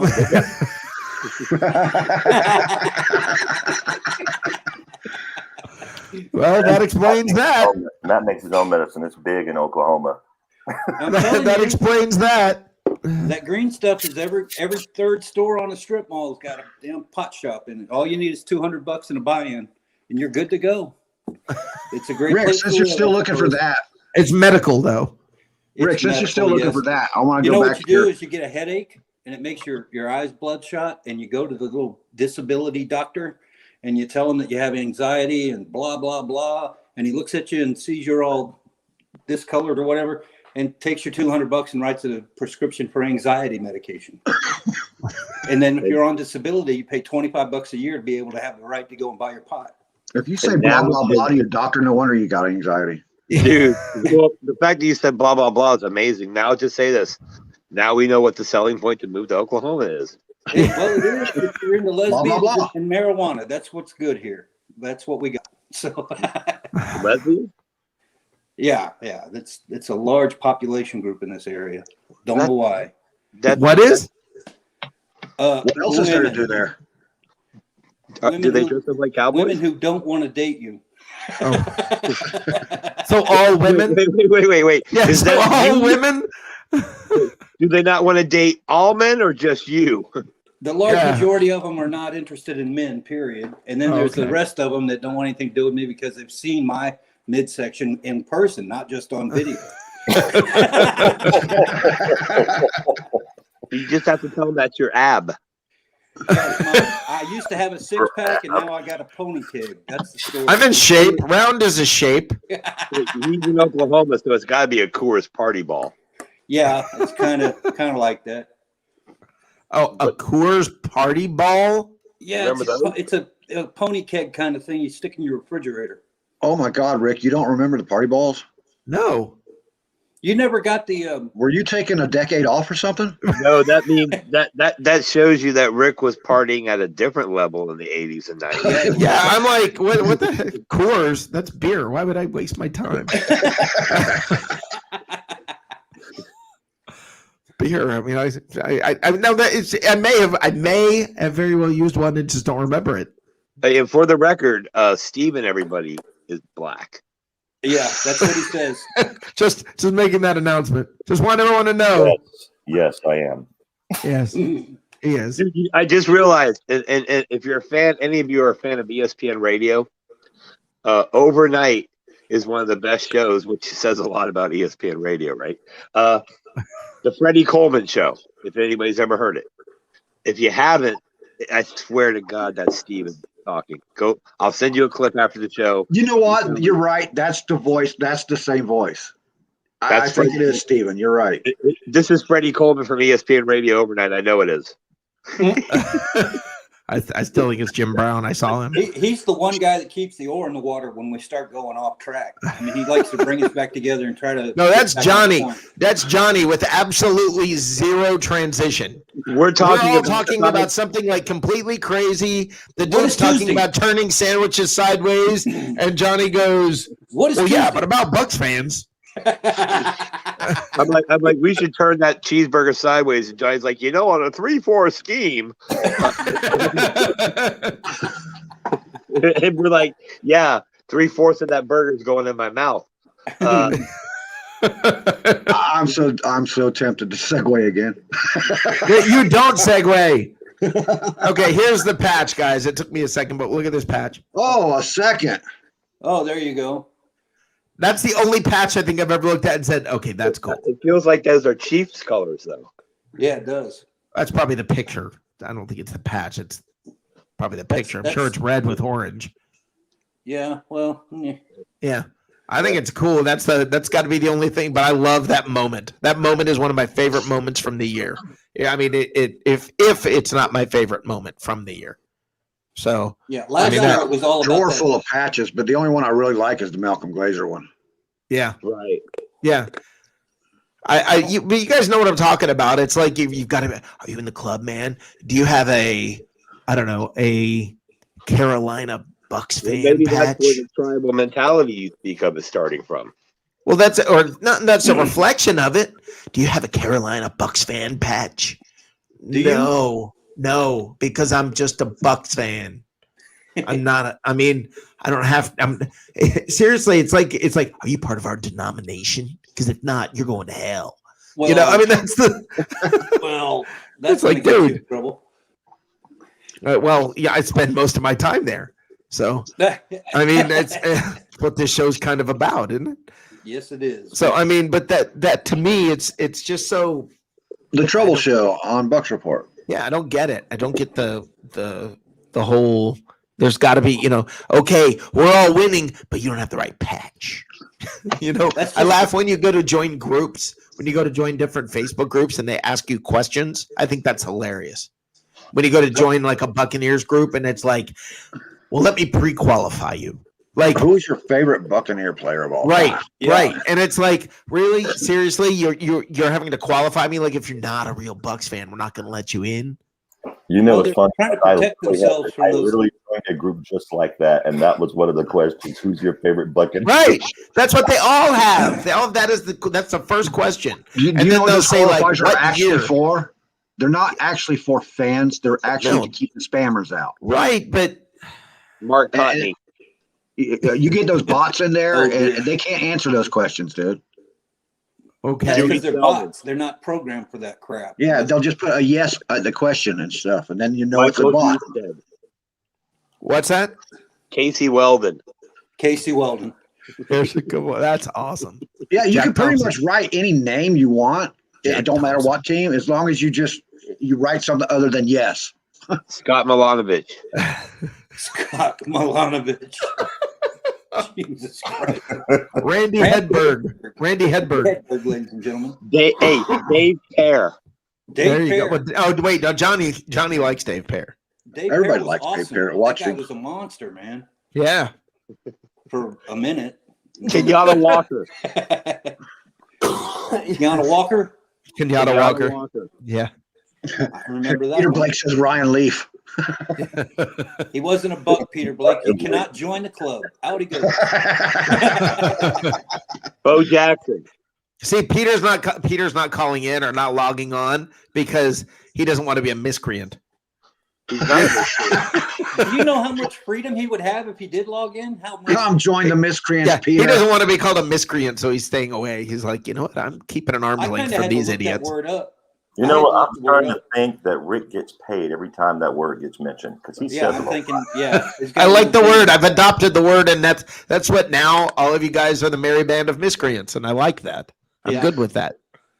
I wasn't sure until I looked it up to make sure you weren't calling me a name or something. What are the question is, what are the miscreants secreting? Oh, good Lord. You went there. See that? Oh, well, that could be verbal. They're well, Johnny's. We know one thing he's not secreting. Johnny's not secreting. Wait, this is going to sound like I'm intelligent. Ready? Johnny is not. Johnny's not secreting segues. That's true. That was a stretch, bud. But I'll give I know. Johnny's the guy that comes home and takes his pants off at the front door. You know what I mean? And sits in his chair in his boxers. But Johnny didn't leave home. What boxers? Johnny never left home. What are you talking about? He had to go get cigarettes, bro. Oh, that's what Johnny uses DoorDash for that. Yeah, Uber. Yeah, my smokes. Uber smoke. Yeah, we should that's open Oklahoma. Up That's Oklahoma. Now we know why Matt's so happy. We should open up Uber Weeds in Oklahoma. You know, I thought about there's all the pharmacies around here do deliver medications, but the pot plants don't. Yes, they do. You just have to go to the back of Publix behind the dumpster. You gotta find the right dealer. If you get the card, you don't have to go to the back door. You go right in the front. You get the good shit in the jar. Matt, you can see it, smell it, touch it. Matt, you always try to go through the back door. Matt's like, hey, wait a minute. A little bit of lettuce, a little bit of tonight. spinach, a little bit of this green stuff. Hey, Matt. By pharmacy, do you mean, or rather by medication, do you mean meth? And by pharmacy, do you mean the neighbor? No. Pharmacy is not. Yeah. Where I he live means around here, there's Todd. He means Todd by the dumpster. Yeah. I bring him my prescription. It's totally legit. If you buy it from a white guy who speaks with a Jamaican accent, don't do that. Yeah, bad idea. Yeah, about for that. Yeah, I got a story. I got a story for you guys off the air that deals with. Yeah, it's something very similar to that. That, white. Hey, yeah, Johnny, white, we can use a segue, Johnny. Johnny, we can use a segue. Jamaica and white guys. All I'm thinking of is Vice now, man. Johnny's back to the 3-4 defense.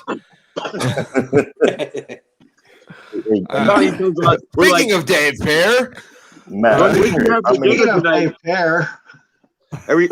Rick will ask you, "What did you have for dinner tonight?" And as you're answering, Johnny will be like, "But have you seen Rashawn's Twitch motion in the pre-snap read?" And we're like, ravioli. Johnny, what'd you have? I have to clarify. What'd you have segues. for dinner? I don't eat. I have to clarify my segues. You see, don't you know what Tuesday is? Don't you? Rick will go on a rant.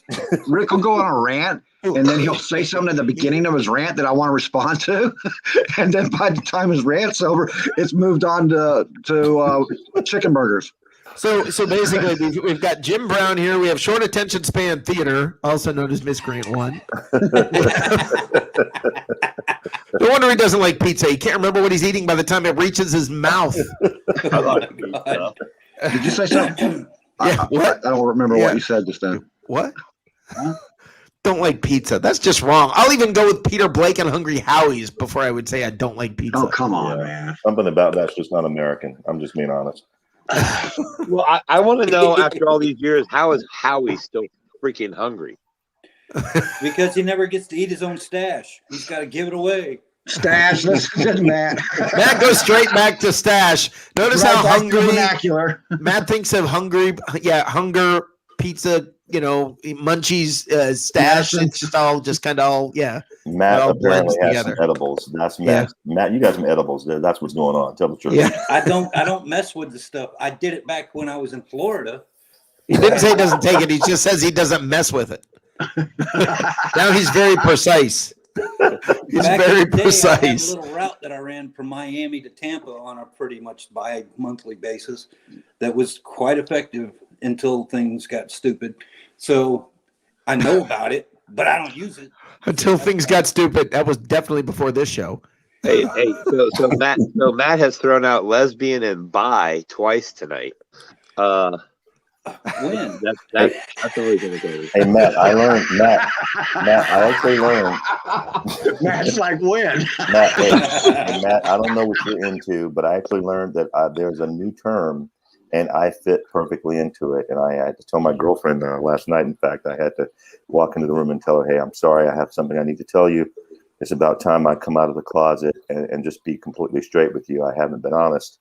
As it turns out, I'm super straight. Because apparently super straight are guys who don't want to sleep with guys who say they're girls. So I'm super straight. You're just breaking all kinds of rules tonight. Really, and apparently that's really a letter. You know what? Well, you got LGBT, LMNOP, QRST. You know, I mean, why not S? You know, I want an S. Why is I want a letter? You know what? SS, Pretty soon, SS. you know what we all need to do. Think about it. Put the super straight together in a format like that. You got SS. Well, yeah, I understand. But what's funny is, think about this. I can walk around with a Superman jersey and be like, no, man, it's just, you know. But no, I mean, you got to say it, because if you don't, what if we all had letter jerseys? Like, remember those things in college? Like you got, you know, you wore your letter sweater, you know, or whatever. Mine's going to say hashtag super straight. Otherwise, they'll ask. I mean, apparently, like the millennials ask questions like, "Well, you say you're straight, but would you date a trans woman?" And if you say no, they're like, "Well, you're transphobic." You know, no, I'm super straight. I only date girls who were born girls. So I'm sorry, I'm just born. That's just how I am. I was born this way. Don't shame me. But born this way doesn't work, because then you got Bruce Jenner, and that throws the born this way thing out the window. I wouldn't. If you have I wouldn't to take date him hormones either. and surgery, you weren't born that way. I'm super straight. I wouldn't date him either. Sorry. I'm sorry, but I have this. We were talking about patches, okay, and now we're talking about super straight, and all I can think of is Steven Glasker walking around with a patch that says SS on it. Yeah. Yeah, baby. Well, and just so we're clear, everybody, he's black and super straight. Right. Okay. There you go. Yeah, Teresa. If you have to say you're super straight, that's awesome. Yeah. That's Have dude. we reached the point in society where biology has absolutely no application whatsoever? I mean, No, why we does haven't. everybody have to have No. We haven't. Science. We It's have not science. reached that. Those of us who have common sense have not reached that point. It's just No, it's everybody else. oh, let's not get into this. We're going down this political. No, we're not. No, it's not political, to say you're super society. straight. It's Yeah, not well, political. we're not getting into society. Welcome. So that 3-4 defense. How about Dave Blair? Now you edge rusher at the combine that didn't happen. Hey, Mike DeRoche. Hold on. Mike DeRoche saying, is this a football show? Quit your bitching. Come on the show and start bringing up the topics. No, this is not I'll a bring up a football topic. show. I'll bring up a topic because it was something getting back to what Rick talked about with Johnny B. And you're World talking champion. about Max. You're talking about Max Kellerman, and there's actually someone worse.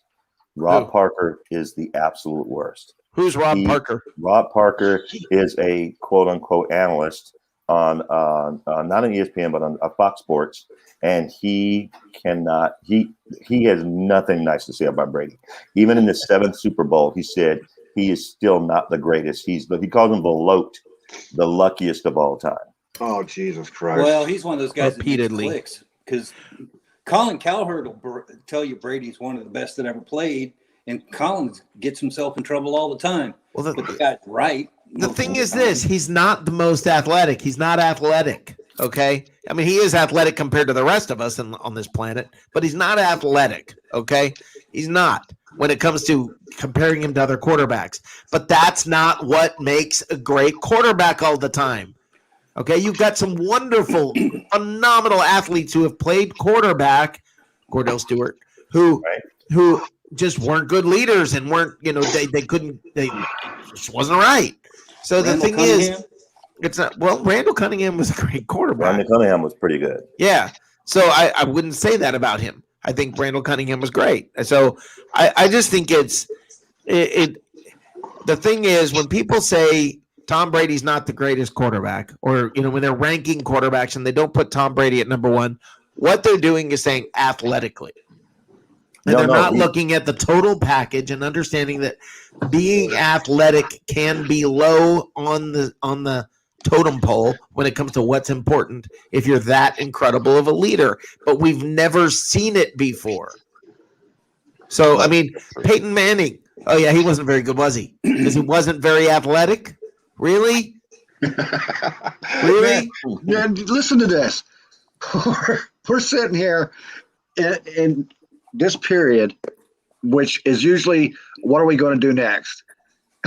Period. And we're talking about Max Kellerman, whether he likes Brady or not. Yeah, and this is awesome. And as far as right now, we're discussing which of these big three Buccaneers are going to be franchise tagged because everybody in the league wants them. So Tuesday, okay. Well, let me ask you guys this. When Johnny B was on here, one of the things he brought up was not drafting a quarterback. Okay. And I want to get into this. All right. I do want to get into this. The topic of should the Buccaneers draft somebody and develop them and blah, blah, blah.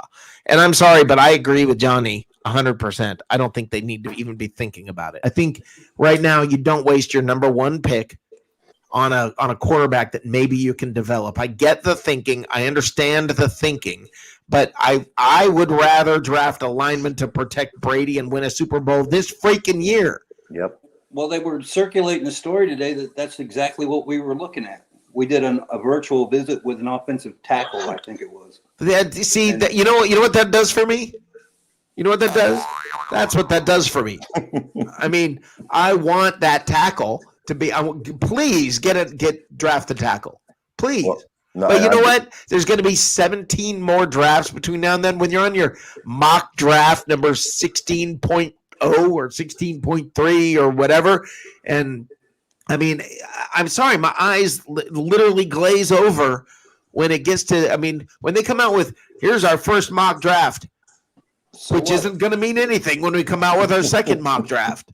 Right. Which by the time we get to our 15th mock draft, now I know I'm probably going to get myself in trouble for saying this on Bucs Report because Bucs Report has mock drafts from time to time. Sorry, but to me, it just doesn't make sense. All right, it just doesn't. I'm not. But I'm also not the guy who's going to sit and spend all this time studying the college players. And I don't. By the way, make sure you check out Joshua Cole Allen's 3-round and 7-round mock draft on BucsReport.com. Like I said, I'm going to get myself in trouble. Stay tuned for Evan Winter's mocks coming up soon, but not before we touch our free agency. And Rick Hughes getting fired. Well, no, I can't fire Rick. I mean, you're okay. I was going to go there, but I don't want to push the border here. Simmer down, Sparky. Simmer down. I can't simmer down. I've been smoking all night, bro. I just want to say this: the Buccaneers won the championship. They are They have the most highly coveted free agents out there. Something good could happen, something bad could happen. But regardless, even if you take one piece away from this team, unless that piece is Tom Brady, if you take any other piece away besides that, they're still a perennial playoff team and a Super Bowl contender. The Vegas odds will show that. They would have won the Super Bowl by more with Blaine Gabbert. But okay, I'll say this: it would have been a more impressive Super Bowl victory if Blaine Gabbert was quarterback. Yeah. But honestly, if Blaine Gabbert was in that game, I bet you the Bucs would have won. Well, the way the defense played, they allowed 9 points. Okay, Suckup has got 12 in his leg all day. Right. All day. Right. So we could have field goal the battle of those guys. But everybody relax. We got free agency. In the next 2 days, one of these guys are going to get tagged. Right. Yeah. So that's going to be. I don't know. That's the whole thing. But we expect it, but we don't know it yet. But the thing is this, and what Bucs fans also need to realize is if you put the tag on somebody, you can rescind the tag.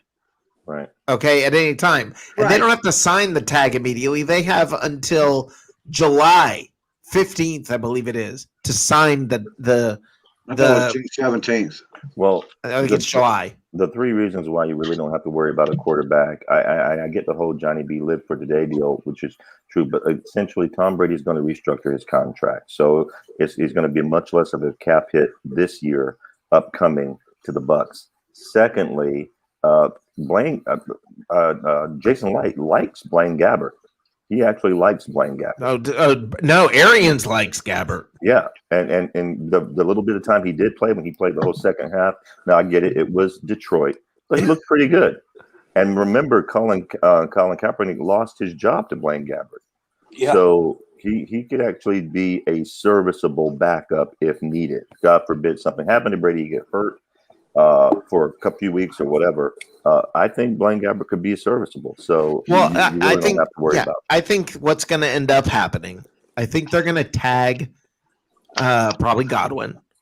I think whichever out of David or Godwin they're having, like, they're not closest to on negotiations, they're going to tag. And then they'll keep negotiating with them. And because you do have until July, you can still sign them. You can rescind the tag. I mean, you can do. That's not a without the broadcast thing being done before the tag.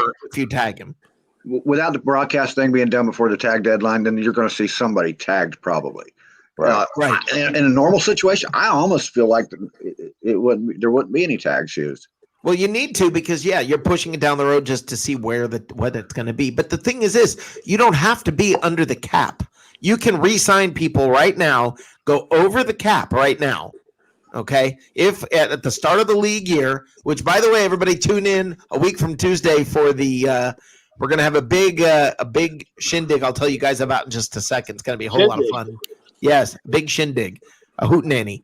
What we're going to do? How old are you? We're going to have it down to the holler. What are you, 95? It's gonna be a barnstorming time. It's going to go down. Yes. The Bucs report from the 1920s. Well, see, we're gonna have a good time here. See, it's gonna be a real hootenanny. And then Tom Brady makes his rookie start at quarterback. I grew up with Tom Brady. See, but the I mean, I have completely lost my train of thought. Okay, I got it. Godwin, see, here's the thing. You can go over the cap right now. You can re-sign Godwin. You can re-sign David. You can re-sign these guys and go over the cap. You still have time to get back under the cap. So you don't even have to worry about the cap. They don't have to keep them under the cap when they sign them. That's what a lot of times people don't understand, is they're thinking, oh no, how much cap space is there? There's only 3 million. Okay, we can't sign anybody for more than 3 million right now. Yes, you can. And then you just have to make the adjustments and so you re-sign the people, and this is what I think is going to happen. I think they're going to re-sign probably everybody. Yes, they're probably going to use the tag on Godwin or David. They're going to re-sign everybody, and they will get the cap worked out. Guys, I think other than Leonard Fournette, I think everybody's coming back. That's my guess. Okay, I'm going to ask a roundtable question then to you guys. Just kind of quick GM. You're all playing GM. Would you tag Godwin? Yes. Sure, for now. No, because the tag, they have to pay him some 14, 15 million. Yeah, but you can rescind the tag. So yeah, sure, tag him. Yeah, he's cute. I agree with Johnny B. I agree with that. I mean, I agree with Johnny. We talked about it being more important to keep the defense last night. Yes. I would not tag Godwin. You have enough other weapons on offense that money could be better spent elsewhere. I would let him go test free agency, and if somebody wants to pay him $18 million, Godspeed, brother. Catch you later. For me, it would depend on how close we are in negotiations. We have no way to know that. If Godwin seemed like he was willing to work with us and stuff, and we just weren't there yet, I'd go ahead and put the tag on him. If he seemed like he was seriously just wanting to go to see what his value is to somebody else, then I would respect him because of what he's done for us already, and I'd let him go do. I'd let him hit the market. Let him hit the market doesn't mean he's not going to be a Buccaneer. Right. He could but go the out there thing and is, find out what right? But the thing is, like I said, you can sign. Like I'm guessing, let's say they sign David this week, right? Right. So they don't have to tag or when before the start of the new league year. They re-signed David. All right, they get him done. He's signed.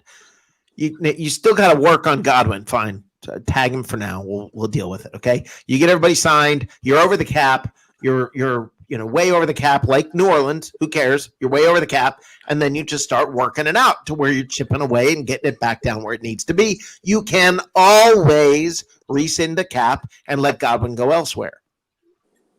They're not Okay, going to do that though. They're going to. Well, do it one way or that's the what other. I'm saying. To be respectful toward him, I wouldn't put the cap on him. I'd Right. let him go because this is what this whole thing is set up for. The rookie contracts are set up so that once your rookie contract expires, then you can go make your money. Godwin's got a ring in his rookie contract. Let him make his own decisions. Don't put the tag on him and let him go find out what's up. No, you don't do that. You do what's best for you. You don't do what's best for him as a team. Well, it don't. That's why I said Godwin. Godwin, I don't feel hurts us that bad by leaving. I agree with you on that. I agree with you on that. Yeah, that I agree with you on. I think defense hurts us. Let's be clear. Yes, I agree with you on that. Absolutely, I agree with you on that. But let's be clear about something. It's not that I don't like Chris Godwin. It's not that I don't want to re-sign Chris Godwin. It's not that I don't think he's a great receiver. He is a great freaking wide receiver. Okay, he's phenomenal. Love the guy. I'm saying if you can't re-sign him, then you can't re-sign him, and that's something this team can weather. But yes, I agree. They need Levante David, period. And they need every guy that's on defense. The defense won the playoffs. The defense won the championship. They need those guys back, period. Yes, 100%. So, okay, now, and I want to talk about this real quick, guys. A week from Tuesday is going to be a very, very cool night here on Bucs Report. Starting at either 7 o'clock or 8 o'clock, I believe it's going to be 7 o'clock, Jacob Charnow is going to come on and kick off the new league year show. We are going to have a New Year's show that's going to go all the way to midnight. We're going to do a countdown, we're going to ring in the new league year. All right, and what we are going to talk about, we are going to get into all of it. Jacob's going to start. I'm going to we're going to both be on for a little while together, and I'm going to take it from there because I don't know, it's just bedtime or something. But we've got to, it's going to be a blast of a night where we bring in the new year. So everybody, I don't care, take Wednesday off. I mean, let's have a good. We just lost the dude. But we're going to have a whole lot of fun on not this Tuesday, but a week from Tuesday. A week from Tuesday. Yes. And that would be a week after the Tuesday we're supposed to know about. So the 16th. What? Yes. Yes. Yes. You know what Tuesday is? See, now next week you can say that and be serious as well. Yeah. Well, that's why I said, wait a minute. It's a week after. It won't be no fun then because he'll know. Yeah. So anyway, it's going to be a whole lot of fun. There's going to be a New Year's show for Bucs fans. It's going to be kind of fun. New Year's at the middle of this time of year, so it's going to be kind of fun. That we really when isn't it fun on this show though? About. Agreed. When it comes to the draft, we're not sitting here going, we need this guy and that guy and this guy and that guy, offense or defense. We just need somebody, and that's so strange. That's another point. Matt. That's another point about who you need on offense. You need Gronk. I mean, you need Brady and a Siamese twin Gronk. Okay, and then no matter who you lose, Brady flips his hands up with those rings on it and says, "Come here, guys. We need. You want to play here?"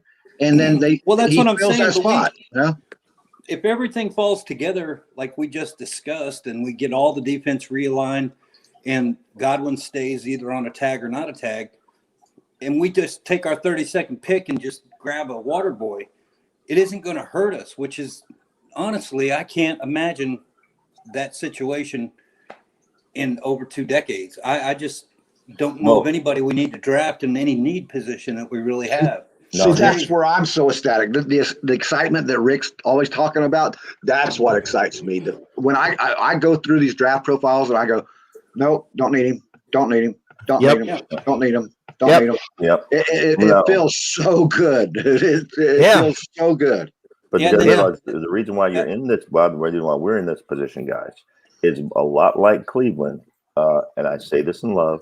the Bucs have sucked for so long, which means they've had high draft picks on a regular basis. And now, then with a very good GM now, you're eventually going to hit. And you're going to end up with a good team, much like Cleveland has. Cleveland has a good team, which is why they were in the playoffs for the first time in, 18 years or some crap? Yeah. So you eventually will hit on your draft picks when you're bad for a long time. And Right. Cleveland's We been in used to that be the team. division forever, and that's a hard division to get good in. Exactly. Tim Witherspoon saying we need a top tier kickoff punt returner. We don't need anything. We won the Super Bowl. We'd make It'd be nice to have. Okay. It would be nice. Right. But who goes out and drafts a kick returner? I mean, that just. Well, we like, drafted a kicker twice. I was just getting ready to say that. And you want to have it go down that same drain? I don't know. Yeah, I don't know if you did it in the 7th round or something like that. Well, yeah, but if you. Then you're drafting for depth anyway. By the time you're drafting that low, you're usually drafting for depth anyway. Do you know how bad I hated the Bears every year when they had that kick returner? Oh, that guy was awesome. Desmond Howard? Yeah, no, Yeah, no, I no, don't no, want to say no, his not name out Desmond loud. Howard. No, say his name. That guy was awesome. He deserves all the props, man. No, I hated the guy. I hated the guy because we sat there. What's his name? The kick returner guy from Chicago. Oh, now I can't remember. Desmond Howard. No, Desmond was one of them, but no, he's not. Way better than Desmond Howard. Yeah. What, like, unbelievable guy. I mean, best kick returner ever in the league. It's not even close. Yeah, he's in the Hall of Fame because of it. Yeah, whenever he would return whenever he would return a kick, it was a touchdown, and for some stupid Devin reason, Hester, thank you, Tim Witherspoon. Devin Hester. That's it. And for some reason, kickers were still kicking to him. I have no idea why. But yeah, it was insane, man. I mean, how many? Oh God, man, how many years did we go without a single kickoff return for a touchdown? That was big news for us, man. Yeah, we went 30 years. He barely went 30. Like, I mean, he didn't go. And then we watched this guy score and score and score and score, and I'm like, "Well, did you just stop? Just stop, dude." Yeah, I just thought so much props for that guy. The only other guy more exciting, I think, or as exciting, not more, was Dion. Yeah, Dion. Dion was fun to watch. Dion was definitely fun to watch. I hated Dion when he was with Atlanta, of course. Of course. Yeah, well, I think we all did. You got to give the guy props, though. I mean, he did an entire career with barely an injury, and he never hit anybody, but yet you couldn't throw to his man.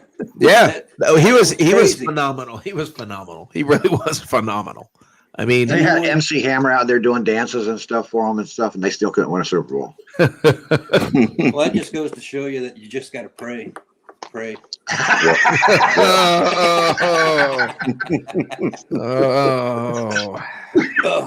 When it comes to Lombardi Trophy and the Falcons, you can't touch this. Can't touch this. That's right. That's true. I should never ever drink again when Matt Colson's making a comment. Did you just spit all over your over the place? Well, man. I will tell you. I am. All right, we're gonna shut this down for the night. But I'm mad at Mike DeRoche for not coming in tonight for protesting. The whole broccoli, bacon, mushroom plate that you put on there started this all. So it's you that were the catalyst to the whole issue. He got mad at me because I put up a picture of a side dish. Not that good. He got mad because of the world champion thing. It was a Peter H. Blake thing that he wouldn't, a poo-poo platter for Peter H. Blake. And then somehow or another, Mike got in the middle of it, and Peter told him we were world champions, and then it went off. It got off the rails. Oh, I missed that part of the thread. Well, let me do this. I was busy getting ready for the show, and I missed that part of the thread. Let me do this really quickly, guys. Mike, if you are partly upset because last night when I found out that you never had brisket and that they don't have brisket in Canada, and I said, what's the point of living there then? I like to sincerely apologize, but I can't. I meant it. I really did. And I would like to tell you that I will double down on what he said and mean it more. So triple. And they have brisket there. They have brisket there. He just refuses to eat it. He doesn't know what it is. He's never had it. I know, and he refuses to eat it. He refuses to eat it. He refuses to come on here. He's like a petulant little child. He's the petulant miscreant. That's it. He's the petulant miscreant. Oh. Formerly known as Lids. That's going to be a name. That's going to be a name on somebody's tag. Yep, for Lids, the petulant miscreant. That's anyway. All right, guys, let's call it a night. Let's Good call night, it a night. Teresa. Good night, Teresa. Good night, Teresa. All right, Good night, guys. Mary Ellen. Anybody want to talk about where to find you or no? No. Nah. I'm 17 miles south of Route 66, the Mother Highway, right here in Oklahoma. You can go all the way to Chicago on it. Honest to God. Mike Y'all is have a sick good of night. Canadian bashing. Mike, we bash each other. We're all constantly bashing each other. Relax, brother. We are all constantly teasing each other. Mike, I just said that I think Matt has a meth house. What are you upset about? Yeah, Matt's got a meth house. You can't see where my hands are. Johnny Dean is just not American because he doesn't even like pizza, and he He train only of eats thoughts. one a day. He has the attention span of a gnat. And then I called Stephen Klesker Jim Brown. So come on, Mike. Come on, Mike. We are It's all not doing all about this. you, Mike. Yeah, Yakin Ben Israel said, here you go. Look it. Yakin Ben Israel said, where's the Canadian dude? That's our question. Where's the Canadian dude? He's protesting. I don't know why. Don't make I us don't know go get why. Andrew Faubert to take your place, man. Yeah, I'm telling you, Oh, man. dear Lord. Goodness gracious, Mike. He'll Holy be back. cow. And Andrew does good imitations, too. He'll be back. He's done. Mike says he's done. He's done. Okay. He's done. All right. Well, I'll see you guys Tuesday night, I guess, right? Have a great night. All right. Later, guys. Have a All great right. night, guys. Have a good night, guys. All right, everybody. I appreciate you guys hanging out tonight. All the comments. I seriously do. Yakin Ben Israel, thank you. I'm afraid to talk about Mike. Teresa, have a great night. Thank you. Christopher Cole, as always, bringing it. Glenn Moore, thank you for answering the question. Peter Blake for stopping by. Thank you, Peter, for being a chat miscreant. S Golden Word, we've got all kinds of folks in here. We got a lot of new folks in here tonight. I appreciate you guys, all of you. Carl Hardy, we got a lot of new guys coming in lately. Chris Williams, thank you guys for stopping by, making comments. Please hit the share button. Please, let's have a good time. And Mike DeRoche, wasting 90 minutes of my life with you guys. Aw, that's sad. That's kind of sad. I feel bad now, Mike. A little bit. Come on, man. Anyway, guys. All right. I will be back this Tuesday. This is not the New Year's special. I will be back, and you know who else will be back? We will be back on Tuesday. And I'm looking forward to another night of craziness. That will be What's Cooking in the South, and it's going to be a lot of fun. So I will see you guys on Tuesday night. Have a great night, everybody. Thank you for coming by. And as always, what is it? Very simple. Go Bucs. Come on now, we ain't done. We talked about that. Gotta play harder. Gotta play tougher, harder, tougher, everything. Easy. Come on, boys, let's go now. New year, new team, TB12 on the scene. He throw the rock up the ground, straight down to the seam. Godwin in the slot, yeah, he can't be stopped. Evans on the outside, yeah, the boy got hops. We ain't playing games, man, enough is enough. We gon' ball out till we hold the trophies up. 100-yard touchdown, then the D make them punt. Go hard or go home, and them boys in the zone. We them Bucs, and we taking over. 31 teams, best look over your shoulder. We them Bucs. It's our time to shine. They ain't never gonna stop, and we on the grind, and we them Bucs. Our team is louder, putting fear up in the league, and they folding tower. We them Bucs, and we winning it all. The ship is in our backyard, and this year is ours. On the D, let's start with that boy JPP. Sutton Vita in the middle, straight up plug the scene. David is so underrated, I can't believe We got White, he be a rookie, but he a beast. Shaq gon' bust you in attack. Bully the line, deliver the sack. Younger talking all that smack. Murphy Davis in the back. Dean and Whitney never lack. I'm just giving you the facts. This how you and this a fact. I'm just giving you the facts. This how you. We them Bucs, and we taking over. 31 teams, best look over your shoulder. We them Bucs. It's our time to shine. They ain't never gonna stop, and we on the grind, and we the Bucs. Our team is louder, putting fear up in the league, and they folding cower. We the Bucs, and we winning it all. The ship is in our backyard, and this year is ours.